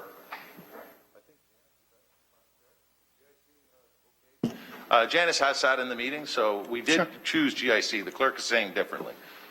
Through Mr. Deputy Mayor, that is actually up to the committee to determine. It needs to be voted on by the committee. It is under the mandate. Absolutely. Thank you. And we'll vote on that in a few minutes. So I'll leave GIC in the motion for now. Yeah, thank you. Is that it, Councillor Farr? Okay, I have Councillor Collins. Thanks, Mr. Chairman, and through you, Tim and David, good presentation. One quick question in terms of how it's changed. So it's been quite some time since I think we reviewed the original plans, and I thought I heard from Tim's opening that this plan is better than the original one that was proposed many years ago. David, from I guess from an architectural standpoint, how does it differ from the last one that we would have seen several years ago? Through you, Mr. Chair. This proposal is very similar to the previous proposal. It's just more refined and more detailed. We've carried it further and resolved some of the details so that we know that it's feasible, it's ready to go forward. Thank you for that. So you know, both of you are very familiar with the heritage issues. That's been at the heart of this issue from the start. And I'd like to know from your opinion, I know you're certainly supportive of this and hope it goes through without an appeal, I think as Tim had alluded to earlier. Where are the hiccups and hurdles from a heritage perspective with this one, in your mind? I know you have a justification through an engineer's report, but do you foresee problems on the horizon in terms of what you've provided here today as it relates to providing something that salvages the best heritage features of the buildings that are there now? And obviously, anytime there's a loss of an older building, it's subject to, public debate in terms of whether it could have been saved or not, or portions of it could have been saved. How does that work its way through the process now? I'll answer part of it, then maybe David may want to say something. One of the things that was of concern to us and to staff was, what if you pull down buildings and don't do the rest? And that was one of our stumbling blocks earlier. So what we're saying now is, we're not pulling anything down until we're ready to build. Staff has raised issues of posting security to make sure that we do it. Yeah, that's going to happen. We'll probably fight over the number, but that will be happening. There's also going to be timeframes put in place for us to do these things. So all of that adds up. And as far as what's new, our client wasn't agreeable to designating 18 to 22. There was a battle on that, and it would have continued. Now that's going away, and 18 to 22, which is the two buildings that are of most interest. And when you read the city's report, you read our report, that's where they do jibe and agree. When you look at the other buildings, that's where you wander off, and you got experts giving different opinions as to, what matters, what doesn't matter. The battling consultants. Okay. Last question is, the downtown programs that we have, we just renewed a number on that committee. Are you taking advantage of the any of the city's programs as it relates to the development? We will be taking advantage of some of them. Some simply don't apply. And as far as, for instance, the downtown residential loan program, I'm told our money is all in place and we won't have to take advantage of it. Good program, but may not have to. But the facade programs and I think the tax incentive thing will be taken advantage of for the residential units. Those are my only questions. Mr. Chairman, if I could be put on the speakers list after the delegation has left the podium, then I'd appreciate making a comment. Sure. Councillor Skilly. David, a couple of questions. When you're talking about 18 to 22, are you talking about both of the buildings that we see, the two low-rise buildings? Yes, 18 to 22 are the two stone buildings in the foreground here. Okay. I'm new at this, so I apologize for not having a history of this project. Is this the final design of the facade? This is the design that we're proposing at this point, subject to comments and negotiation through the process. Through the chair, how do you arrive at that? Is there community consultation in terms of a final look of the exterior? There has not been community consultation specifically on this project at this point. Could there be more influence? Well, I mean, we still obviously have a process to follow, and we will follow the process as it unfolds. Yeah. Through the deputy chair, how much approximately will you be charging for the units? Do you know what the rental, what kind of, are we talking high level, low, mid-range? Do we have any idea what type of rental accommodations they'll be offering? We haven't had that discussion yet. Okay. And again, through the chair, I just wanted to make a comment that, I'm not really blown away by the exterior. I think that, I'm not sure, does it mimic at all in any way the original design? It's an attempt to be respectful to the original design in its sort of formal intent, but to be of its time, which is an approach to heritage that I advocate for, as well as many others. I will ask this perhaps in a different manner. how consistent then is this with the original design? I know that your response has a lot of latitude. Is this even somewhat close to the original design, or are you taking a lot of liberty with that? It's responding to 18 to 22, but it is not specifically responding to 24 and 28 directly. All right, thank you.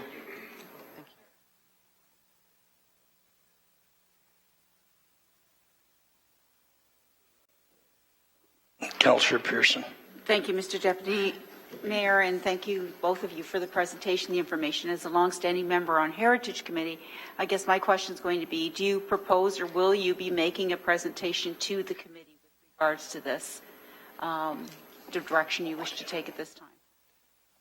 Again, we'll follow whatever process and procedures that is recommended by staff and whatever's. And if I could just add, Mr. Deputy Mayor, I appreciate that. I think it would be a positive approach to at least enlighten and involve the committee so that they're aware. And I can explain a situation where we had with the Sheridan. We had a similar situation where we had the two developers bringing forward a proposal designated as yet because we were cognizant of the fact that they were going to meet concerns in the worked with them. It's not always a bad thing. Also, stress to committee members.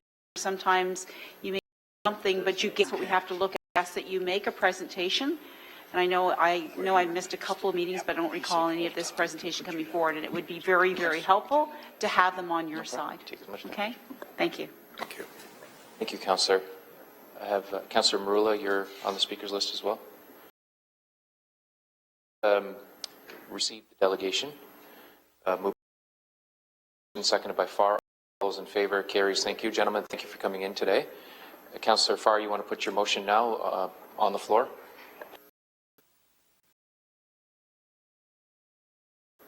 The proposal respecting 18 to 28 East Hamilton, the committee may consider to date this result in approximately 1 month's time. Thank you for that. I have Councillor Pearson who wants to second that, and then I have a speakers list of myself, Councillor Marula, and Councillor Partridge. And so I will ask Councillor Partridge to take the chair, if you could. Yep, I have it. Thank you. And if I could, through you, I did want to speak a second time, only to thank Councillor Farr for his intervention years ago. I think we heard some subtle suggestions today that the presentation we have and the development that we have in front of us is better than it was a number of years ago. And there's some assurance now that the heritage features, at least in two of the buildings, will be respected and maintained. And I know that Councillor Farr had, at the last minute, really the 11th hour, come to this committee with a concern that we may be losing not just two, but all of the buildings that were in the center of the core, in the core there. And so I wanted to take this opportunity to thank Councillor Farr, who I know has worked tremendously hard on this file, with others, of course, and a team of staff people around him. But it hasn't been easy, and I think what we have here today is a great compromise, one that works certainly for the developer, but one I think that respects the heritage features and works for those people who live and work downtown. So I wanted to make those comments, and if I could take the chair back. Take the chair back. Thank Thanks, you. Councillor Partridge and Councillor Marula, you're next on my list. Just along the same lines, I want to thank Councillor Farr. Far too often, especially when there's a protracted period of time between an initiative and then coming to see it come to fruition, we sometimes forget how difficult of a process it is to get to where we are presently. And I want to commend Councillor Farr for his hard work and diligence as well.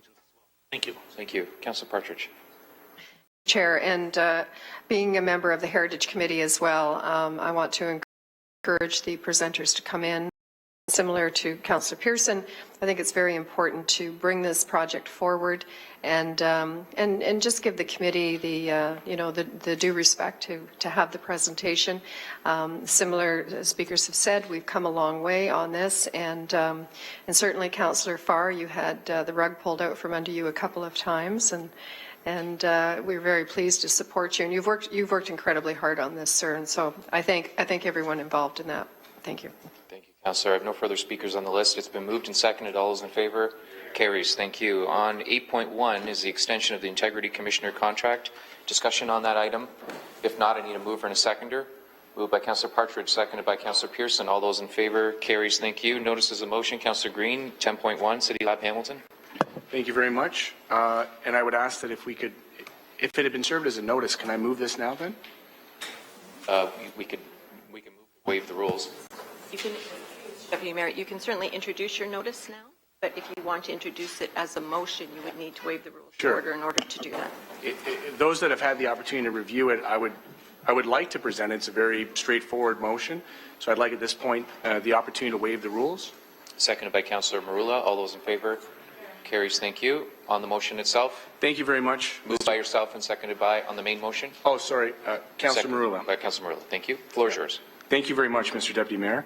So the motion is read as the City Lab motion, whereas the City Lab concept will provide an innovative hub where the City of Hamilton can collaborate with students from McMaster University, Mohawk College, and Redeemer College to design and implement real city building projects. Whereas with our Vision Hamilton, we've collectively taking a leadership role to collaborate with the best and brightest minds in government, post-secondary education, and the private sector to design and execute innovative projects to make Hamilton the best place to live, work, and raise a child. And Hamilton as a local innovation hub in the implementation of City Lab Hamilton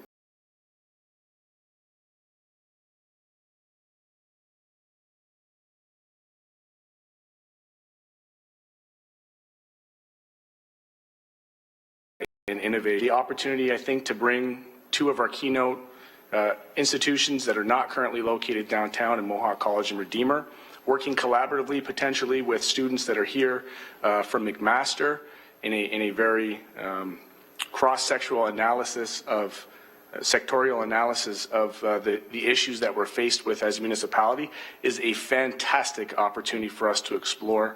And what a great way to carry on the work that I know we've talked about in terms of maintaining and keeping some of our best and brightest students here in the city.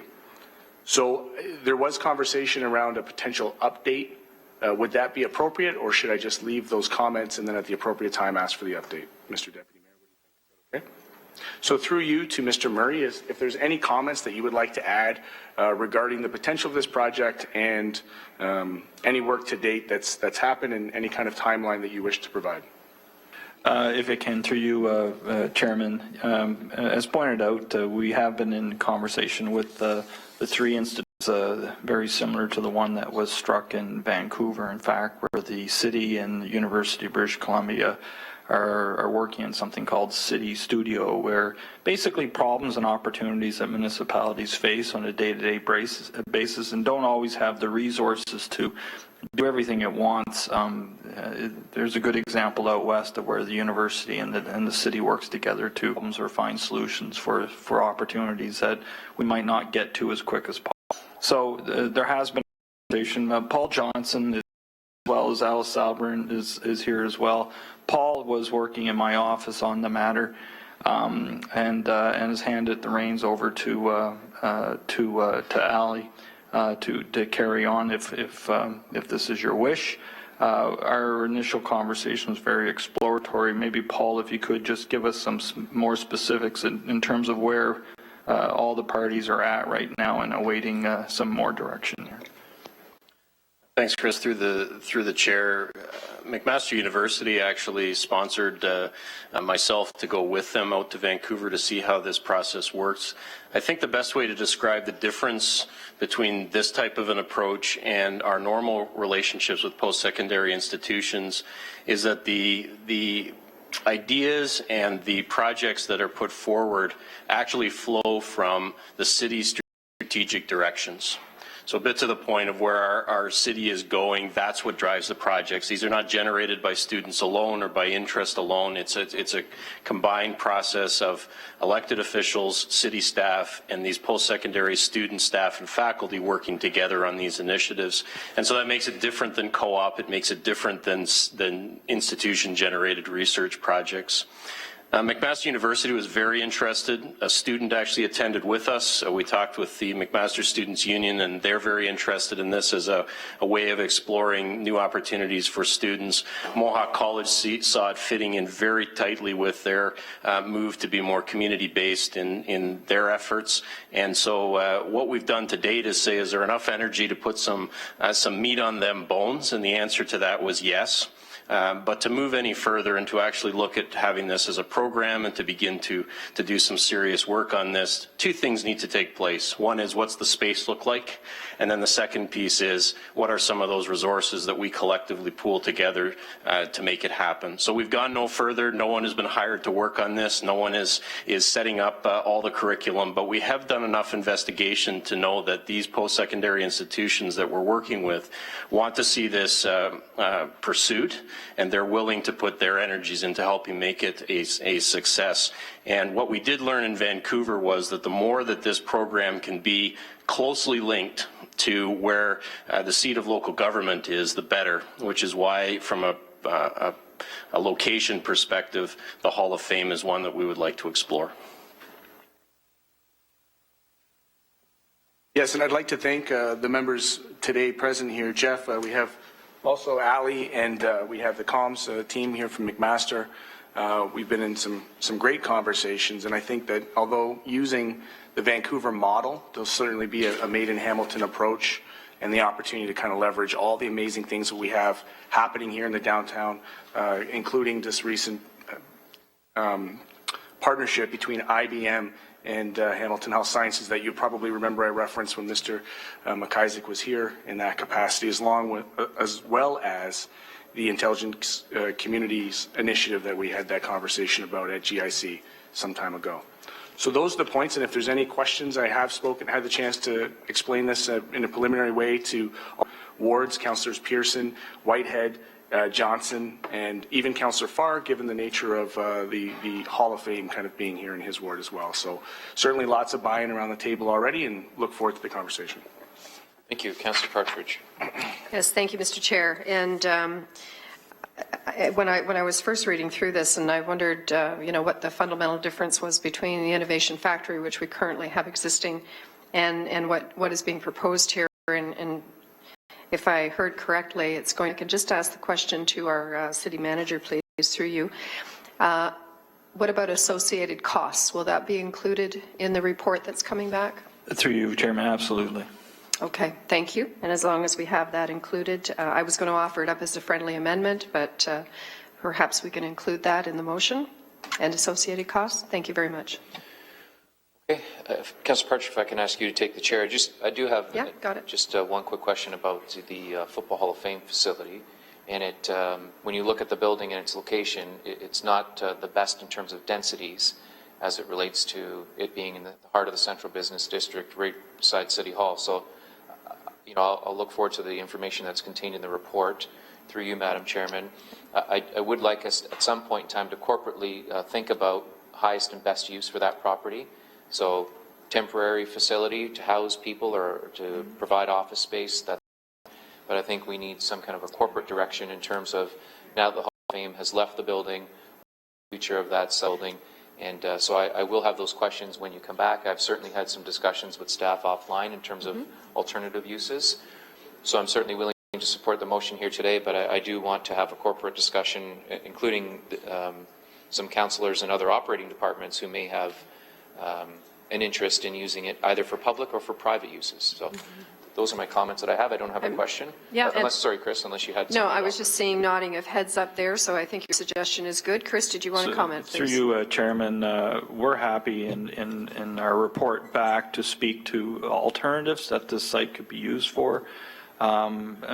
Recognizing that I think the motion that the councillor is putting in front of you, there's certainly collectively there's interest in that location from the institutions, but there's nothing stopping us from giving you, what the implications of us going there mean short, medium, and long term, and what other options we might have for that facility. So that we cover, because that is going to be an issue, I know, when we bring it back to you. Councillor? That's all. Thank you. Yeah, good. Thank you. And Councillor Marula on your list, please, next. Thank you, Madam Chair, or Mr. Chairman. Through you to Chris, what I'd like to pursue, and I'm not sure if I need to pursue this in a separate motion, but as everyone recalls, City Hall was built with the foundation in the back here, which we can build a tower. This is an opportune time, I think, to look at a potential private-public partnership in developing either a hotel or condominium development attached to this particular building. And I'd like to, what I will do is take that, serve it as a notice of motion, but take it offline with staff to prepare it appropriately. But we have an incredible opportunity to build a significant, I'm not sure what the maximum is with respect to height, but I think it's pretty significant, and I think the return for our investment in that private-public partnership would go a long way. Just imagine if you have shopping centers, a hotel, condominiums, all attached within the city center, would be an incredible development to pursue. So I will serve that as a notice of motion today and work with staff to address it accordingly. Chris, on the City Lab on the back here? Sure. I think the other day we were given some direction, actually in two ways, to look at the 2,500 plus properties that we own and come back to you with strategies around those properties, which I would argue this would include what I think the councillor is talking about. The second piece was the idea of a development skill or development organization, if you will, within City Hall or potentially outside of City Hall, which I think is something the mayor had directed me to do. So I'm coming back with a report on about how we're going to do all of that. And I think we would, though, in terms of assessing, because that opportunity, and I kind of love the range of possibilities that at least one councillor is willing to consider for land that we own. We would be bringing back something not just about City Hall, but I would say other properties that we think are maybe underutilized. So, I mean, certainly in the motion you can specify that property and make it a priority, but I would have expected us to be coming back and commenting about that regardless. Okay, thank you for that. I have no other speakers on the list. Councillor Partridge. Yes, just one last comment. Chris, through you, Mr. Chairman, on your last comment there, what's the timing around that report coming through? And I think we just dealt with it recently, so, yeah. Yeah, so John Hertel is quarterbacking this right now for us and pulling together a number of different divisions. I think we're I would say May, June, no later, because I want to get going. Thank you very much. Okay, on the motion that's been put, all those in favor? Carries, thank you. Notices of motion, hearing none. We have the outstanding business list that we need amendments to. You have it in front of you in terms of items to be removed and new proposed dates. Moved by Johnson, Councillor Brenda Johnson, seconded by Councillor Pearson. All those in favor? Carries, thank you. Private and confidential. We have the closed session minutes from March the 23rd. I need a motion on that. Moved by Partridge, seconded by Conley. All those in favor? That carries. Thank you. And I will now give the chair back to Councillor Conley.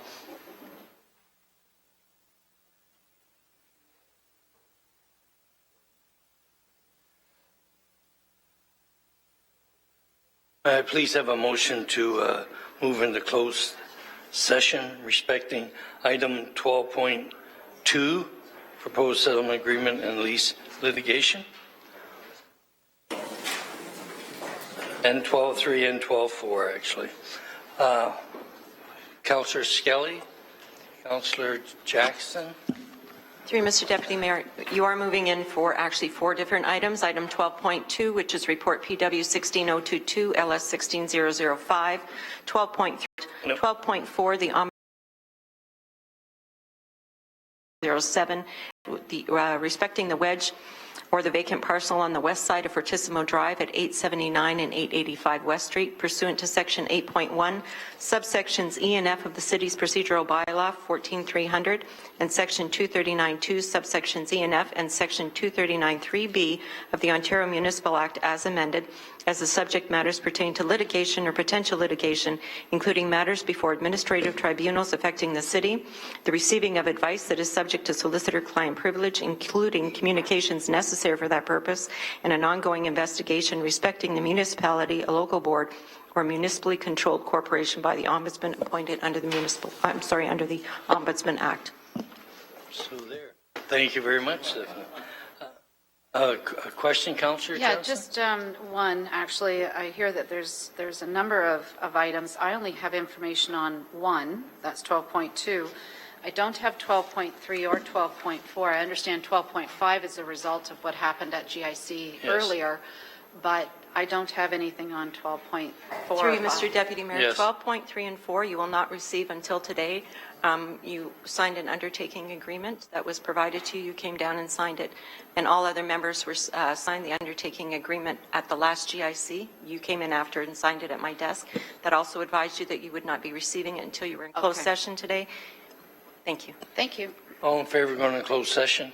Carried. Can I ask the public and any staff who are not required